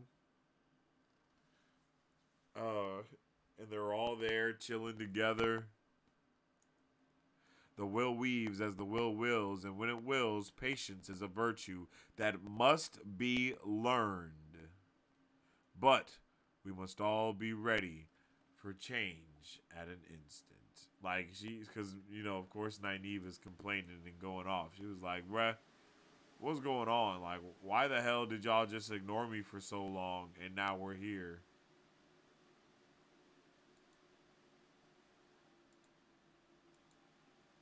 And they're basically like, yo, we got shit to do, Miss Thing. Well, that tells me nothing. What does it do? Ter Angreal do many things, child. Like Angreal and Sa Angreal, they are remnants of the Reluctance is a virtue that must be learned, but we must all be ready for the change of an instant. Nynaeve tried not to glare. The most irritating thing she had yet discovered about the flame-haired Aes Sedai was that she sometimes sounded as if she were quoting sayings even when she was not. What is that thing? A Ter Angreal. Well, that tells me nothing. What does it do? Ter Angreal do many things, child. Like Angreal and Sa Angreal, they are remnants of the Age of Legends that use the one power, though they are not quite so rare as the other two. While some Ter Angreal must be made to work by Aes Sedai, as this one must, others will do what they do simply with the presence of any woman who can channel. There are even supposed to be some that will function for anyone at all. Unlike Angreal and Sa Angreal, they were made to do specific things. One other we have in the tower makes oaths binding. When you are raised to full sisterhood, you will take your final vows holding that Ter Angreal. To speak no word that is not true, to make no weapon for one man to kill another. Never to use the one power as a weapon except against dark friends or shadow spawn, or in the last extreme of defending your own life, that of your warder, or that of another sister. Nynaeve shook her head. It sounded either like too much to swear or too little, and she said so. Once, Aes Sedai were not required to swear oaths. It was known what Aes Sedai were and what they stood for, and there was no need for more. Many of us wish it were so still. But the wheel turns, and the times change. That we swear these oaths, that we are known to be bound, allows the nations to deal with us without fearing that we will throw up our own power, the one power, against them. Between the Trolloc Wars and the War of the 100 Years, we made these choices. And because of them, the White Tower still stands, and we can still do what we can against the shadow. Shiriam drew a deep breath. Light child, I am trying to teach you what any other woman standing where you are would have learned over the course of years. It cannot be done. Ter Angreal are what must concern you now. We don't know why they were made. We dare use only a handful of them, and the ways in which we do dare to use them may be nothing like the purposes the makers intended. Most we have learned to our cost to avoid. Over the years, no few Aes Sedai have been killed or had their talent burned out of them, learning that. Nynaeve shivered. And you want me to walk into this one? And you want me to walk into this one? Like, bro, what am I supposed to do here? And then Nynaeve, of course, asked to boil everything down to its most minute thing. And then the lady's like, if you do want to boil it down to that far, then yes, you know. And then she proceeds to go on her ayahuasca trip. And these are very similar to how they were in the show. But personally, I appreciated the arcs, the arches, and how they were in the show, right? I really appreciated the fact that she was like trapped in there and broke out. But I appreciated in the book more that when she does break out, she's surrounded by all the Aes Sedai, right? And it's like she doesn't break out in the same way. It's not like she was trapped in there for days like she was in the show. Like, she was trapped in there for a while. And she, like, lived an entire life. Like, they just hint at it in the book, but they show it in the show, right? So, it was definitely different. But I love this first part when we're in this first arch here. And she's exploring and trying to see, like, what's going on. This part had me actually weirded out.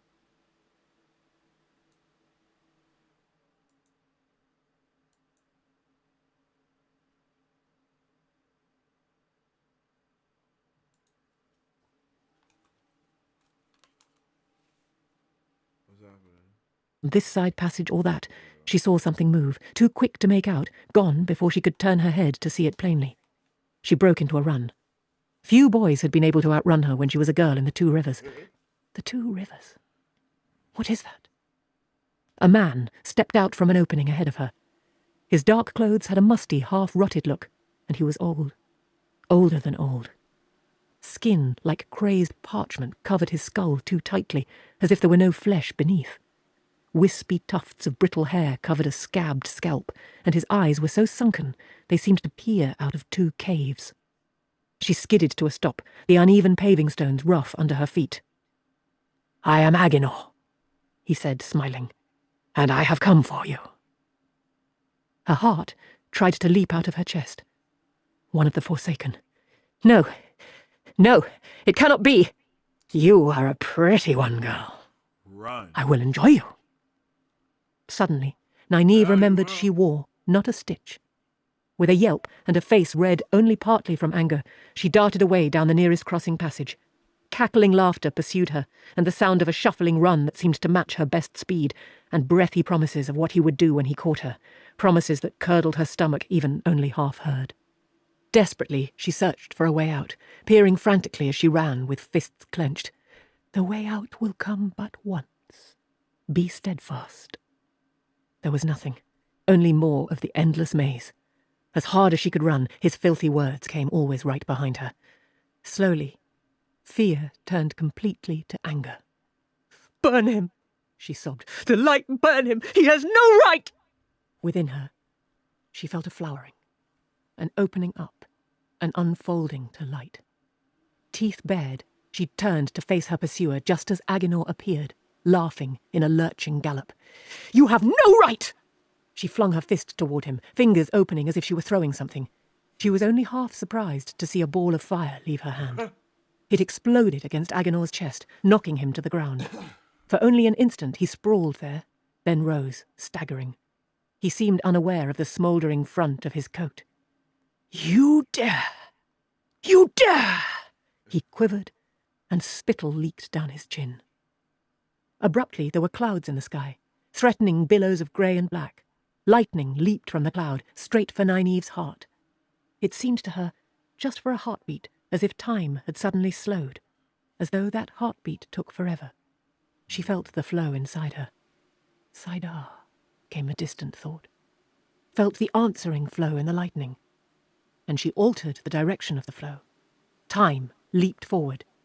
With a crash, the bolt shattered stone above Agenor's head.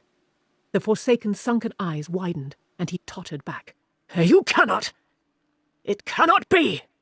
He leaped away as lightning struck where he had stood, stone erupting in a fountain of shards. Grimly, Nynaeve started toward him, and Agenor fled. Saidar was a torrent racing through her. She could feel the rocks around her, and the air, feel the tiny flowing bits of the one power that suffused them, and made them. And she could feel Agenor doing something as well. Dimly she felt it, and far distant, as if it was something she could never truly know, but around her she saw the effects, and knew them for what they were. The ground rumbled and heaved under her feet. Walls toppled in front of her, piles of stone to block her way. She scrambled over them, uncaring if sharp rocks cut hands and feet, always keeping Agenor in sight. A wind rose, howling down the passages against her, raging till it flattened her cheeks and made her eyes water, trying to knock her down. She changed the flow, and Agenor tumbled along the passageway like an uprooted bush. She touched the flow in the ground, redirected it, and stone walls collapsed around Agenor, sealing him in. Lightning fell with her glare, striking around him, stone exploding ever closer and closer. She could feel him fighting to push it back at her, but foot by foot the dazzling bolts moved toward the Forsaken. Something gleamed off to her right, something uncovered by the collapsing walls. Nynaeve could feel Agenor weakening, feel his efforts to strike at her grow more feeble and more frantic. Yet somehow she knew he had not given up. If she let him go now, he would chase after her as strongly as before, convinced she was too weak to defeat him after all, too weak to stop him from doing with her as he wished. Bruh. Lord. Oh my God, like,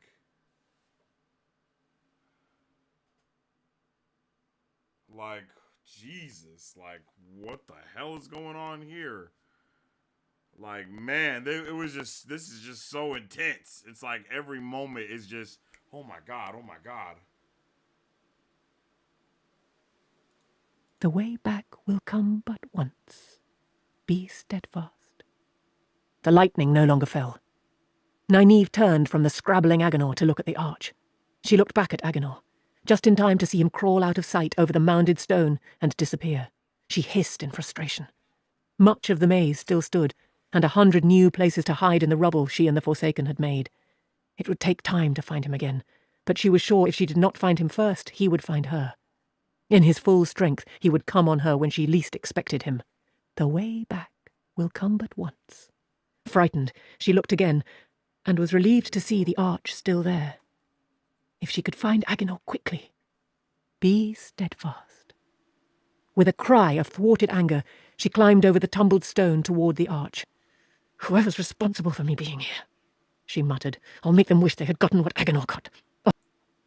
Like, bro, holy shit. And then I immediately was like, are these portals into different multiverses or something? Like, what's happening here? Like, what the hell? Because this shit is just so intense. Like, just so intense. I wasn't ready for that. Right? And honestly, I can't really remember how the first trial was in the show for some reason. Because it wasn't this, I'll tell you that much. I'll tell you that much, it wasn't that.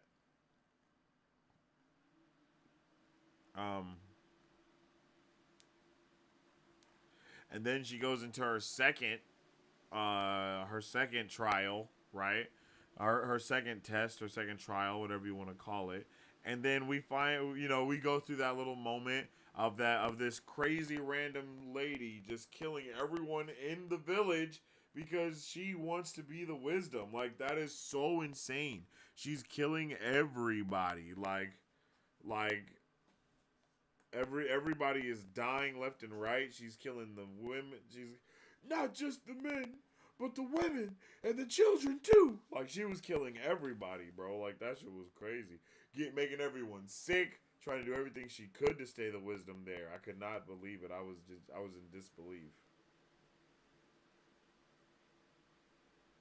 And they called it like gray fennel, and I was like, yo, fentanyl, what?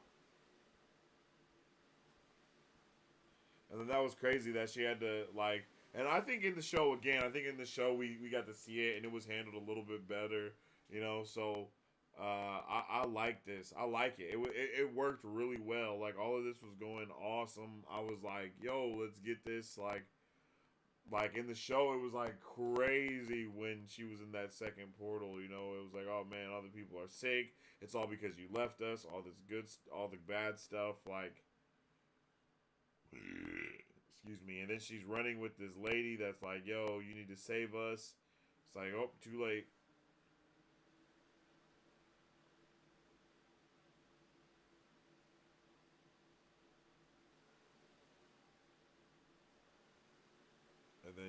And then she comes out of that crazy dream, and then she goes into the final one. And when she comes out of that arch, the red eye Sedai, cleanses her with all the stuff and thingamajiggers, and they keep doing it. She goes into the third arch.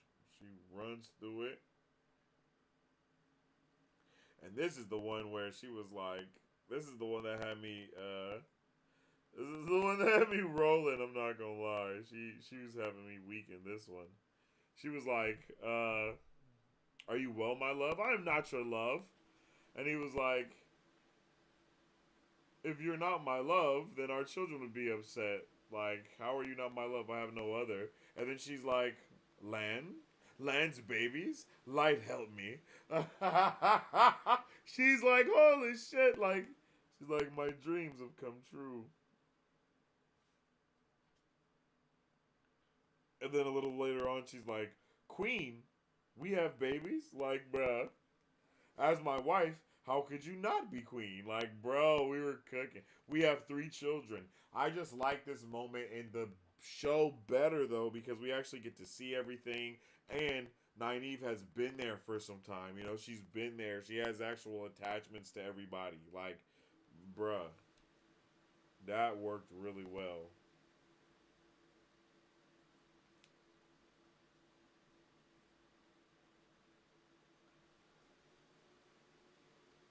But we do kind of see the same thing happen with the arch, like, leaving and then it being gone. And then,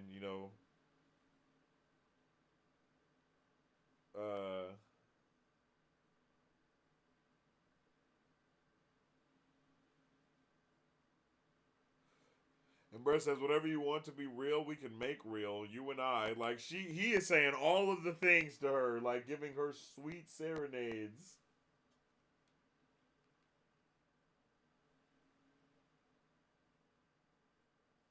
And then she finally has like this moment of realization, right?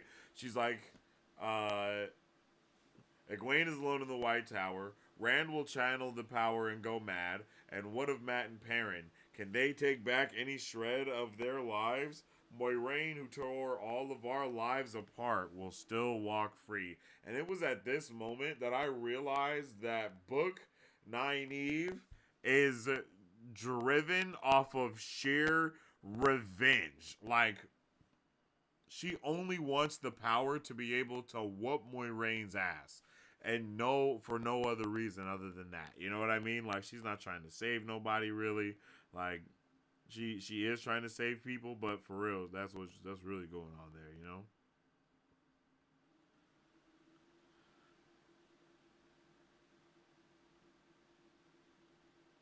And then she breaks out of here.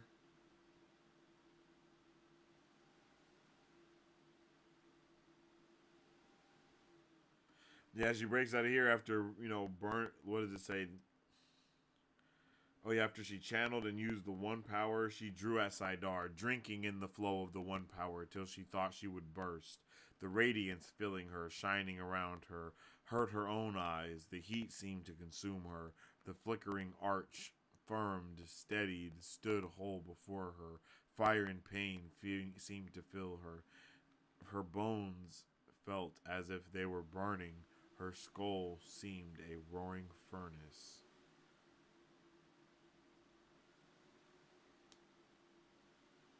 Nynaeve, please don't leave me. And she was like, I hate you, I hate you, I hate you.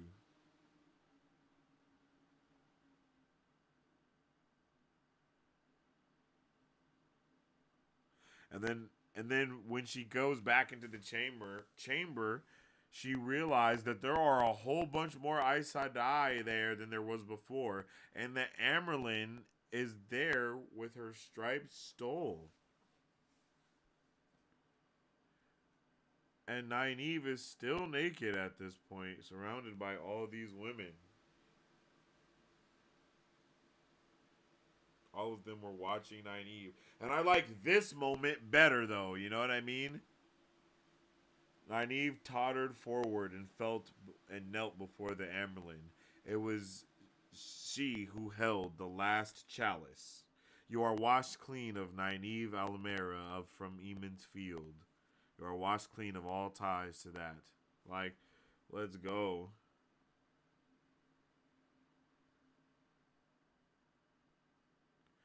You are sealed to us now.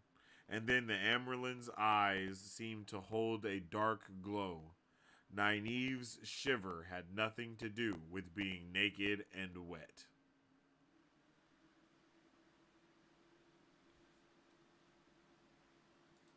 Ayo.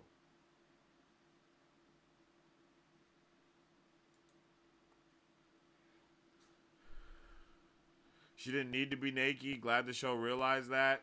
Missed opportunity. No, I'm just playing. But yeah, for real. Like, she did not have to be naked. I don't know what was going on there. I don't know what was going on there at all. But yo, that was chapter 23. How did we feel about that one? How did we feel about that one? It was the longest chapter. I love that too. It was like an hour. It was like an hour and something long. Like, I was like, damn, this chapter is going crazy. But there was a lot going on in it for sure. A shit ton going down. Like a shit ton was going down. It was unbelievable.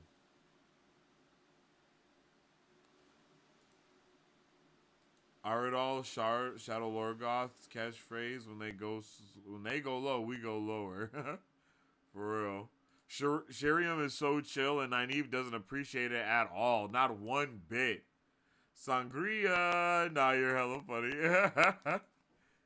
Yeah, Shiriam's like, your responses are mundane. Everyone asks these questions. It's a wonder we don't tell people what to expect in advance or something like that. For real. Sangriel is very close to the French Sanct Grail, meaning Holy Grail. Okay. Damn. I love drinking some sangria.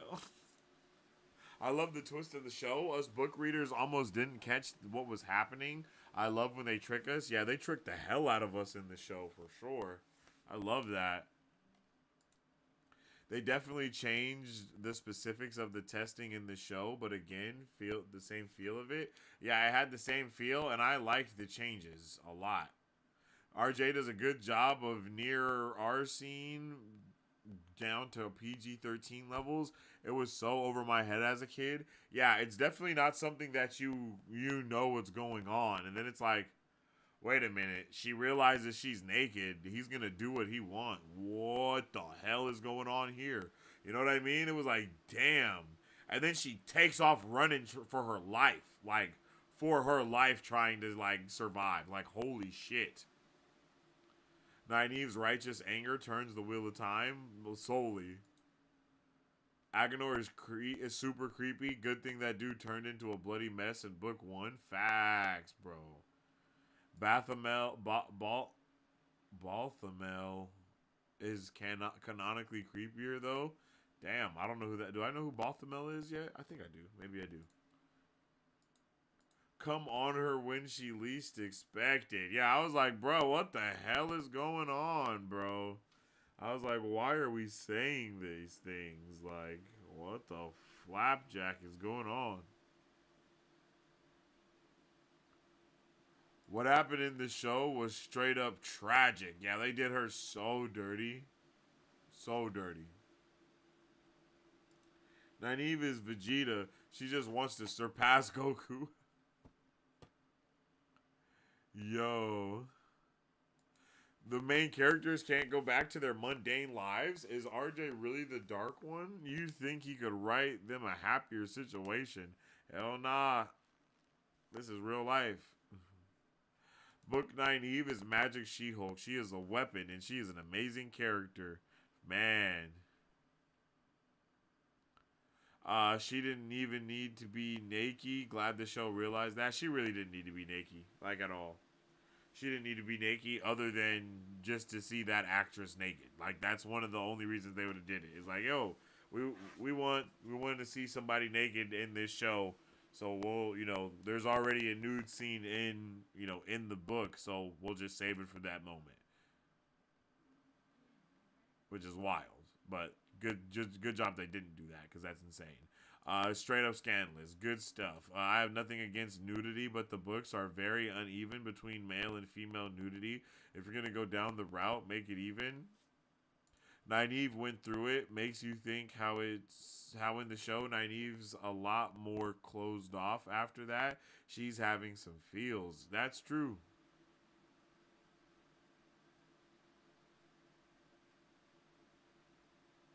I see Marzu saying shh, so I'm gonna try to stay away from that one.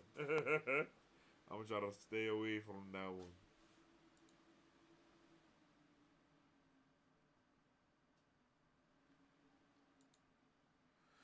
Yo, yeah, that was chapter 23, yo. I'm loving everything so far.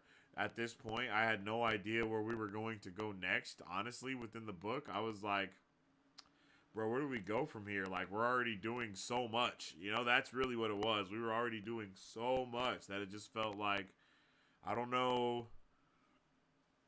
Excuse me. I thought we might end on a Rand, go back to Rand's POV. Like, you know what I mean? Just kind of whoop, whoop.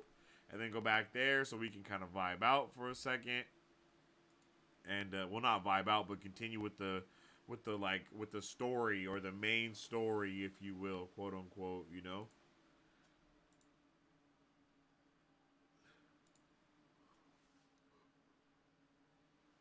Oh, whoa. Ooh, ooh.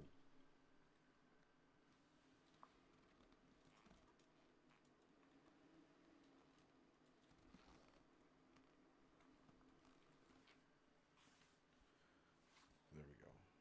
Wow. Whoops. That was my bad. Already doing so much but at the beginning, you were like, these chapters weren't so epic. Yeah, and I stand by that. They're not epic. They're just doing a lot. It was doing a lot, but not in an epic way. Doing a lot doesn't equal epicness.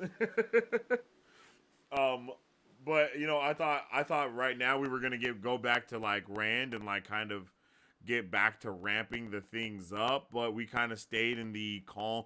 All of this was very calm, and I was okay with it being very calm. I just wasn't expecting it being so calm. It was very not calm, right? It was very not calm. These were very powerful chapters in a non-action way, which is a dope thing, and that's good. It's a W thing. I like that. I just wasn't prepared for it right here in the way that it happened. It's dope. You know what I mean? It was dope. And yeah, exactly. That's kind of what I'm saying right there. I don't need everything to be epic either. And I was like, and that's what I kept going in with, like in the like reading these, is I was like, yo, these moments are powerful moments, like, and powerful moments are just as important as epic moments, but these moments are just, they're just super powerful, and I appreciated them. I appreciated everything that we got to see with Nynaeve, and then going into this next chapter, it was like, wow, here we go. You know what I mean? It was kind of like that. So before we get into the next chapter, because we are going to get into the next chapter, I'm definitely here for all of the things. You know what I mean? I don't know.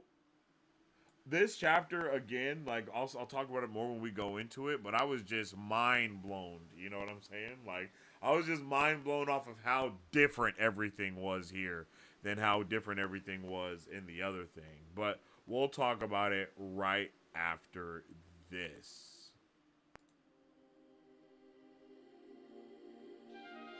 Six nations divided, how the gods envisioned the lands of Ghaphora, where nations must praise their gods individually. Inguvu, the god of power, Altira, the goddess of reality, Akasha, the goddess of space, Akaili, the goddess of mind, Nafasi, the god of time, Isarin, the god of soul. Each god bestowed their name and universal property to their nation through the blood of their land. Diligent praise to these gods, along with the blood of the land, allows the inhabitants of Ghaphora to wield the universal property of their god. These inhabitants are called gifts. It is forbidden for these nations to fraternize with one another.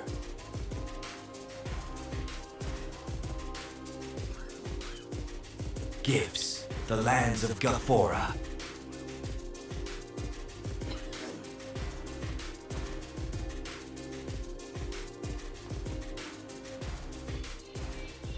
That is right.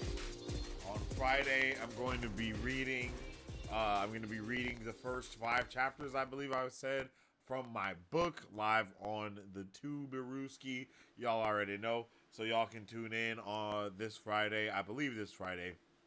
Not sure what time that'll be, where I'll be reading from the book and basically being able to talk to you guys about stuff if you're in there.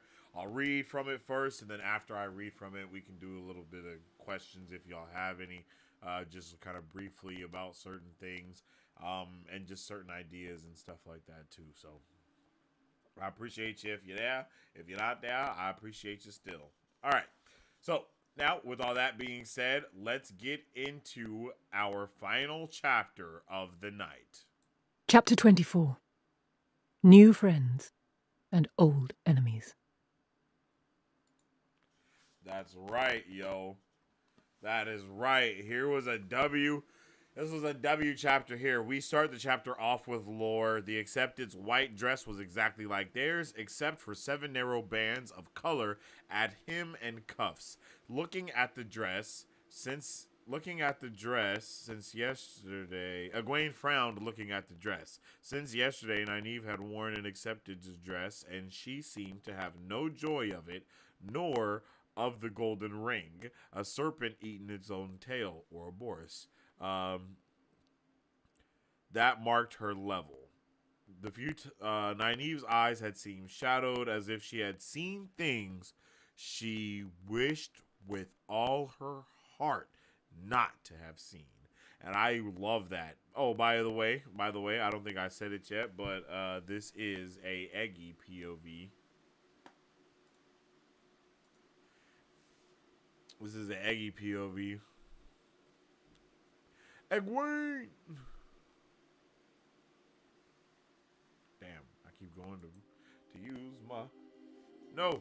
Damn it. Not having 6 my... nations divided, how the gods envisioned the lands of Gafor. There we go. Yeah.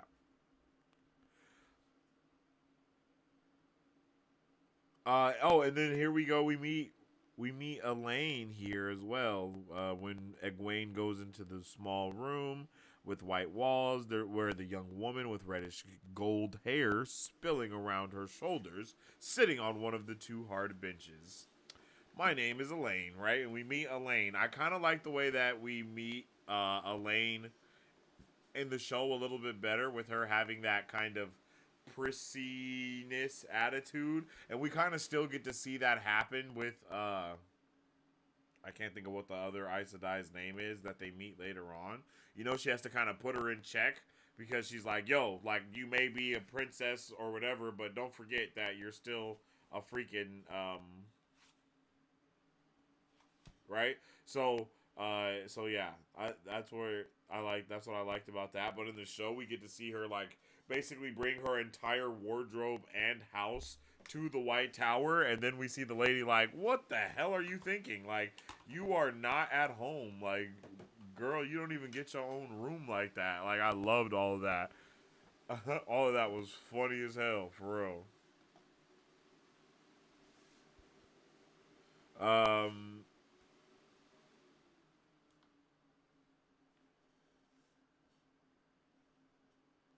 Oh, and then she's like, yo, I thought the Aes Sedai would teach me, but now that I'm a novice, all that's happened so far is that Petra woke me a good 2 hours before first light and put me to sweeping in the halls.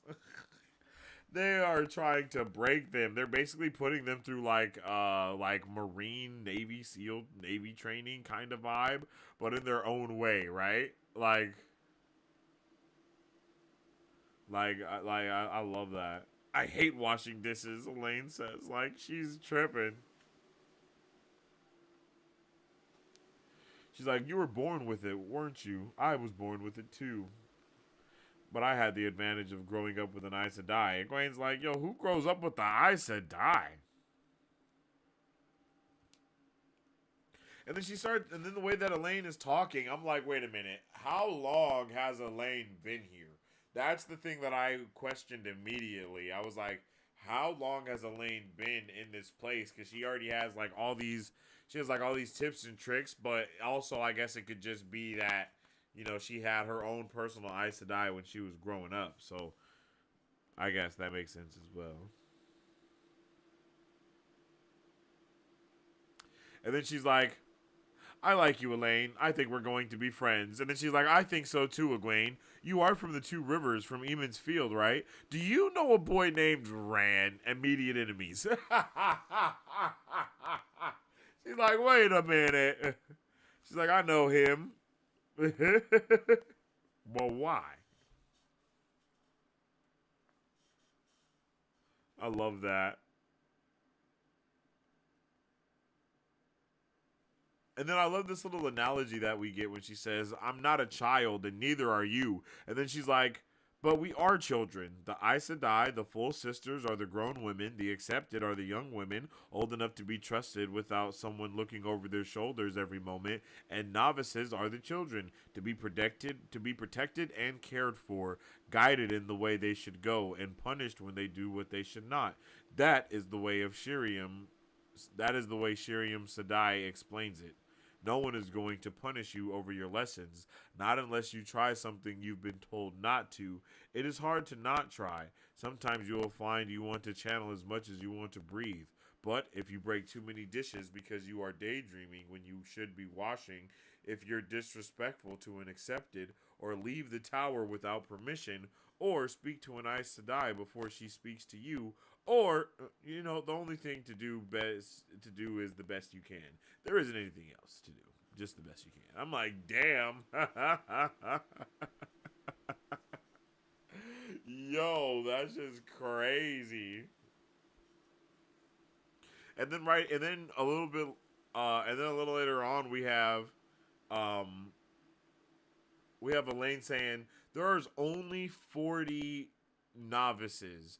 no more than 7 or 8 will become accepted, right? And at that, and then she also says that the tower will not and cannot lower its standards just because of that. They need the women that have the ability and the strength and the desire, right? And then immediately I wrote down, so the wheel has made OP characters for the lack of Aes Sedai. So for the lack of power, when there is a power vacuum or a lack of power, there has to be a balance of that power in some way. I learned that from Star Wars, right? So we need to have that balance of power come into play at some point. And I think that this is where that balance of power comes into play at. Is like the wheel's like, all right, bro, we need to have some next level powerful people right here.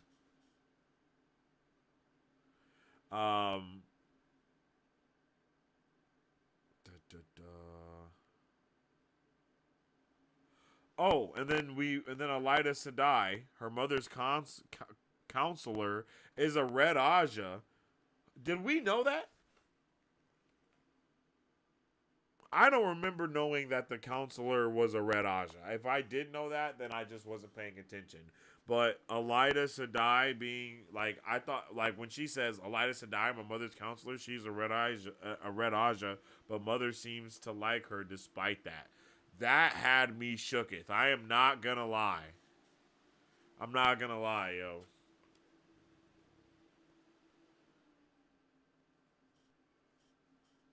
I was a little shooketh. I was like, what? She's a Red Aja.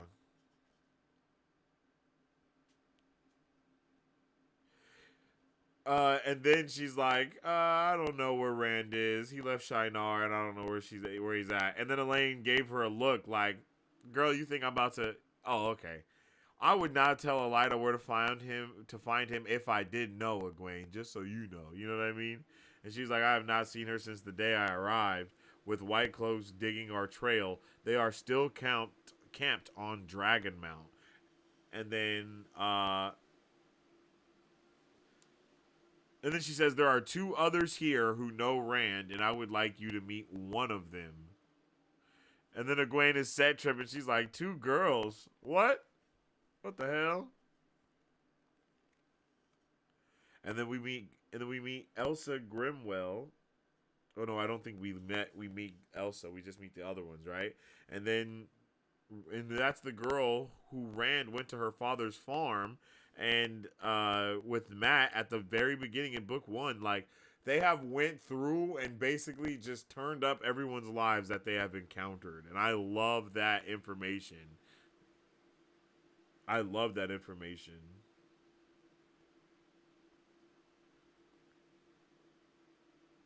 And she's like, it seems they put notions of the world beyond the next village into her head, and she ran away to become an Aes Sedai.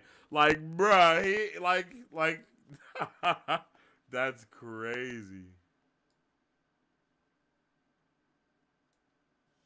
And her hand tightened on Egwene's. There was nothing alarming about him, aside from the suddenness of his appearance. He was tall and handsome, short of middle years, with long, dark, curling hair, but his shoulders sagged, and there was sadness in his eyes. He made no move toward Egwene and Elaine, only stood looking at them until one of the accepted appeared at his shoulder. You should not be in here, she said to him, not unkindly. I wanted to walk. His voice was deep, and as sad as his eyes. You can walk out in the garden where you are supposed to be. The sunshine will be good for you. The man rumbled a bitter laugh. With 2 or 3 of you watching my every move. You are just afraid I'll find a knife. At the look in the accepted's eyes, he laughed again. For myself, woman. For myself. Lead me to your garden and your watching eyes. The accepted touched his arm lightly and led him away. Logain, Elaine said when he was gone. The false dragon. He has been gentle, Egwene. He is no more dangerous than any other man now. Just walking around but I remember the seeing him before, when it took 6 Aes Sedai to keep him from wielding the power and destroying us all. She shivered. Egwene did too. That was what the Red Aja would do to Rand. Do they always have to be gentled? She asked. Elaine stared at her, mouth agape, and she quickly added, It is just that I think the Aes Sedai would find some other way to deal with them. Anaya and Moraine both said the greatest feats of the Age of Legends required men and women working together with the power. I just thought they'd tried to find a way. Well, do not let any Red Sister hear you thinking it aloud. Egwene, they did try.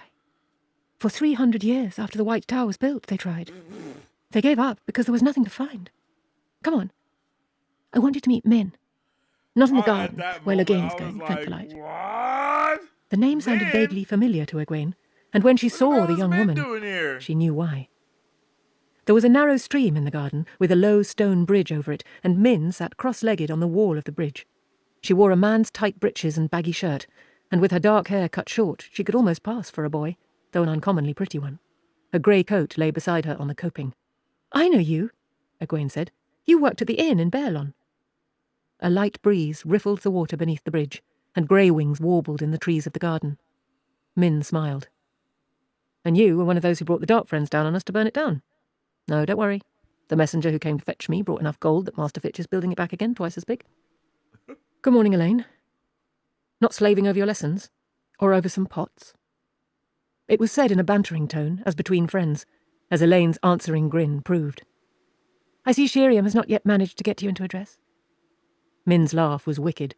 "I'm no novice." She made her voice squeaky. "Yes, I said I. No, I said I. May I sweep another floor, I said I." "I," she said, resuming her own low voice, "clothe myself the way I want."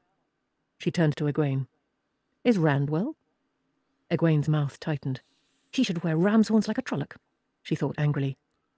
"I was sorry when your inn caught fire, and I am glad Master Fitch was able to rebuild. Why have you come to Tor Books? It's clear you do not mean to be an Aes Sedai." Min arched an eyebrow in what Egwene was sure was amusement. "She likes him," Elaine explained. "I know."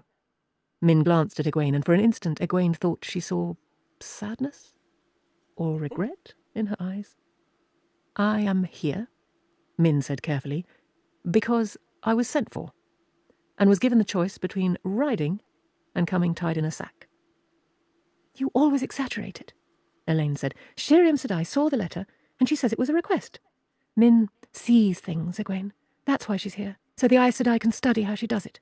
I love this so much more than how, like, Request, I just love this so much Min more. snorted. "When an Aes Sedai requests your presence, it's like a command from a queen with 100 soldiers to back it up." "Everybody sees things," Egwene said. Elaine shook her head. "Not like Min. She sees auras around people and images.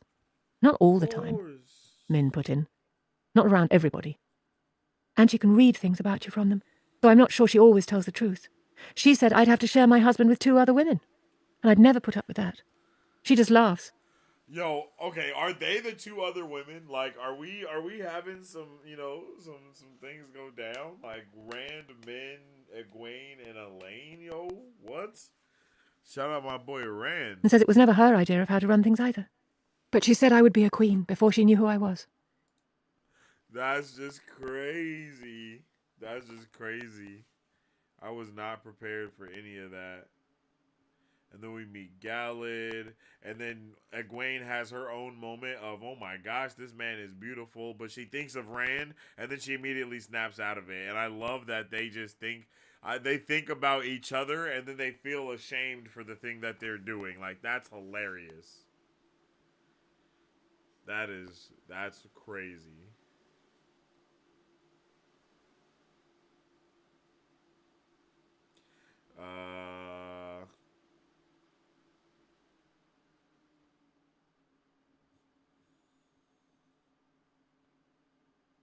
Oh, and then, yeah, after we meet her other brothers and stuff like that, then we have this thing right here, and it says, there was an old farmer who came to Camelin just to see Loghain, when Loghain was brought through on his way here. Yet, the farmer stayed to stand for Mother when the riot started, because of a young man off to see the world, who made him think there was more to life than his farm. Randall Thor. You could almost think he was Ta'veren. Elida is certainly interested in him. I wonder if meeting him will shift our lives in the pattern. Like, other people are also now seeing Kim as being this powerful landmark person. You know what I mean? Like, that's awesome.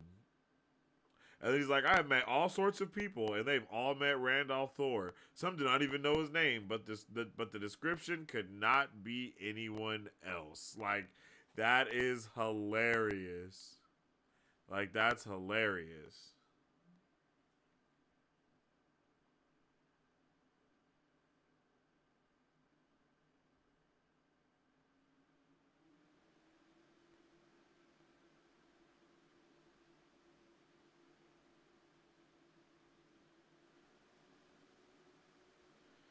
Oh, and then right here,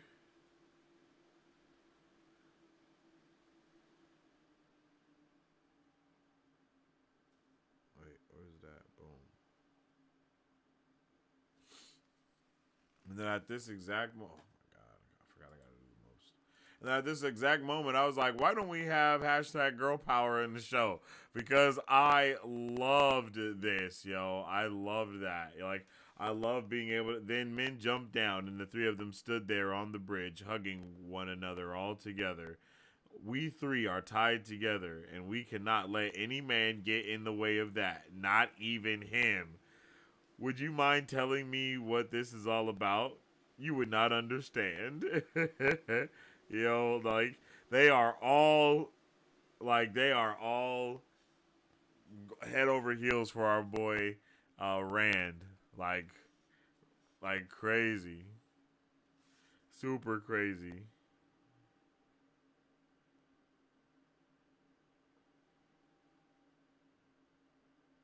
Oh, and then Elida pulls up and has to check everyone real quick. And then she's like, y'all, everybody run along. Like, scurry. You feel me? Like, what are y'all doing? Get to it. And Moiraine, and then Elida was grilling men about stuff, too. It was like, bro, like, I love that. I loved it. I love all of that. You know what I mean? Men's like, yo, hold on. How do you know about all this stuff? And then men's like I don't want to fall in love with a man I've only met once and a farm boy at that. So it's like, damn. Like, oh, we're in here cooking. Like, Rand is really about to, like, what? The show does nothing to even hint at this being a thing. They're probably not going to put, I don't know if this happens in the book, but they're probably not going to go that route in the show because of reasons. But, I mean, hey, shout out to my guy, Rand, yo.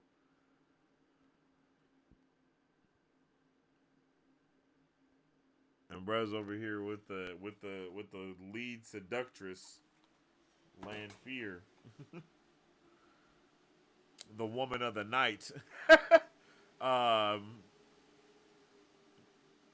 don't need everything to be epic. Yeah, facts. Egwene is like, you got promoted to the job I was looking for, and you don't even like it. Yeah, that's a real thing to be freaking feeling played off of. Jelly Eggy is so funny. We'll get more Prissy Elaine. That doesn't go away. You're my subject. Yeah, no. I love Elaine for reasons we'll get later. Yeah, Elaine's pretty raw already. I like her. Elaine has only been here months, if not weeks. She left Camelin for the tower the day after she met Rand. Oh, so she's been there for a little while then. Was going to say Elaine is one of my favorite characters in at least this part of the series, even though she obviously dies after this next chapter. No spoilers, right? Yo, that's hilarious. This guy LBF he be wildin'. Are you high? Yo, facts. That's hella funny.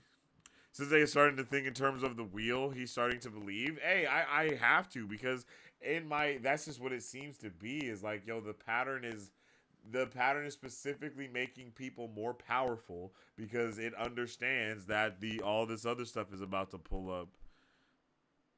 We knew that. Moiraine mentioned it in book 1. She mentioned that Elida was a Red Aja. Rand knows so many girls. Yeah, he's that guy. I thought that's why they didn't try to have her join the team. Oh, because she's a Red Aja? Maybe. Maybe that did happen. I'm fairly sure. I think we get mention of Red Aja accompanying Logain, staying with her too. Okay. Yeah, Min hype for sure. Love me some Min. Min is fire. I wish we got more of her in the book in the show, to be honest. and it was weird that they paired her off with Matt. Like, all of that just is so weird to me. I'm not gonna lie. Overall, I think they portrayed Min in the show just didn't have the scene storyline where she shines. Yeah, it's like they took her character and just put her, like, it's crazy how they take these characters and put them through completely different things.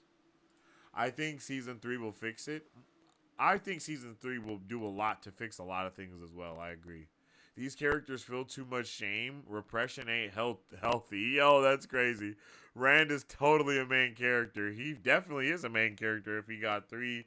If he's about to be sharing, if the 3 females are sharing him. I don't know what that means, but hey.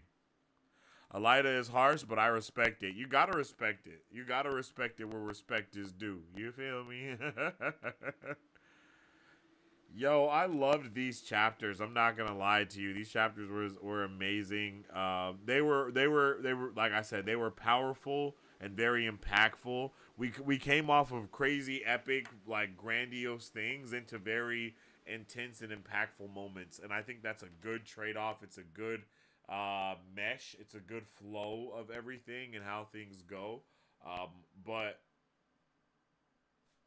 yeah, you know. I'm excited to start the next batch of chapters. I'm pretty sure those are going to be amazing. I did my book to show comparisons at the very beginning of this already, so we're not going to do that again.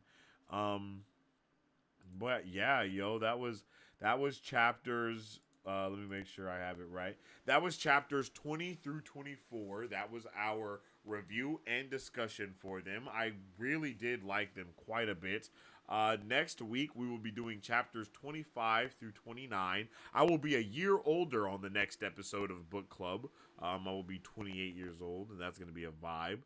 This weekend's going to be fun. I'm not going anywhere. I'm not having like a party or nothing like that just because, you feel me? I'm saving that. Like when I turn 30, actually, I'll probably do like a big party bash thing. But I'm trying to play Marvel Rivals, kick it with my beautiful wife, and probably have some good ass food, and stuff like that. You know what I mean? Just vibe out. Just vibe out. And then it's Mother's Day, the day after my birthday. So then, you know what I mean? Do all that type of stuff too. It'll be a vibe. It'll be a vibe. It'll be fun. And then, of course, hoping that on on Friday, we'll be live here again, to read the first 5 chapters of my book live, and then I'll take that live and then also upload it as its own separate video. I'm gonna try to do it Brandon Sanderson style, for real. If y'all don't know what I mean, if you guys haven't seen Brandon Sanderson read, what's it called? Any of the secret projects that he had, if you don't remember, if you've never seen him do any of that, then you'll see what's popping. Actually, let's close this, and damn, I forgot what I was even talking about just now. I don't know how that happened, but I forgot what I was saying. Oh.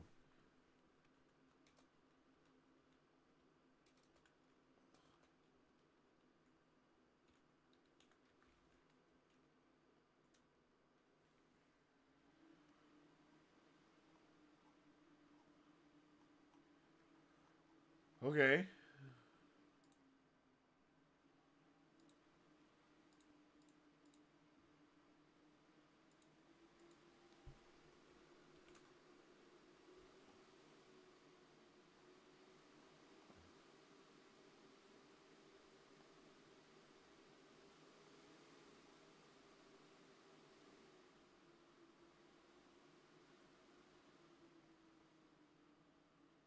None of this is what I want. I don't know. It's like it's gone. What the hell is that book called? It's like Painter something.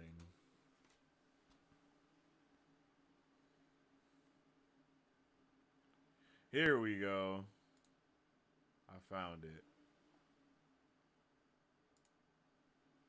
Where's the window?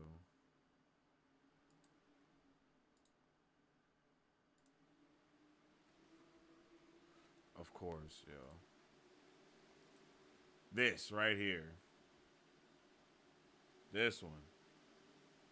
Bam, and then you click that. Boom. Outside of this ad right here. What the hell? Boom, you see? And then Brez reading his book.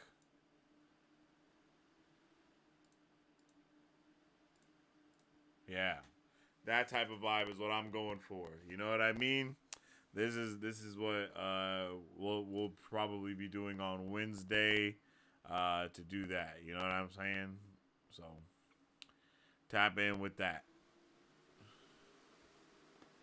The next section is also fairly diverse world building. Okay.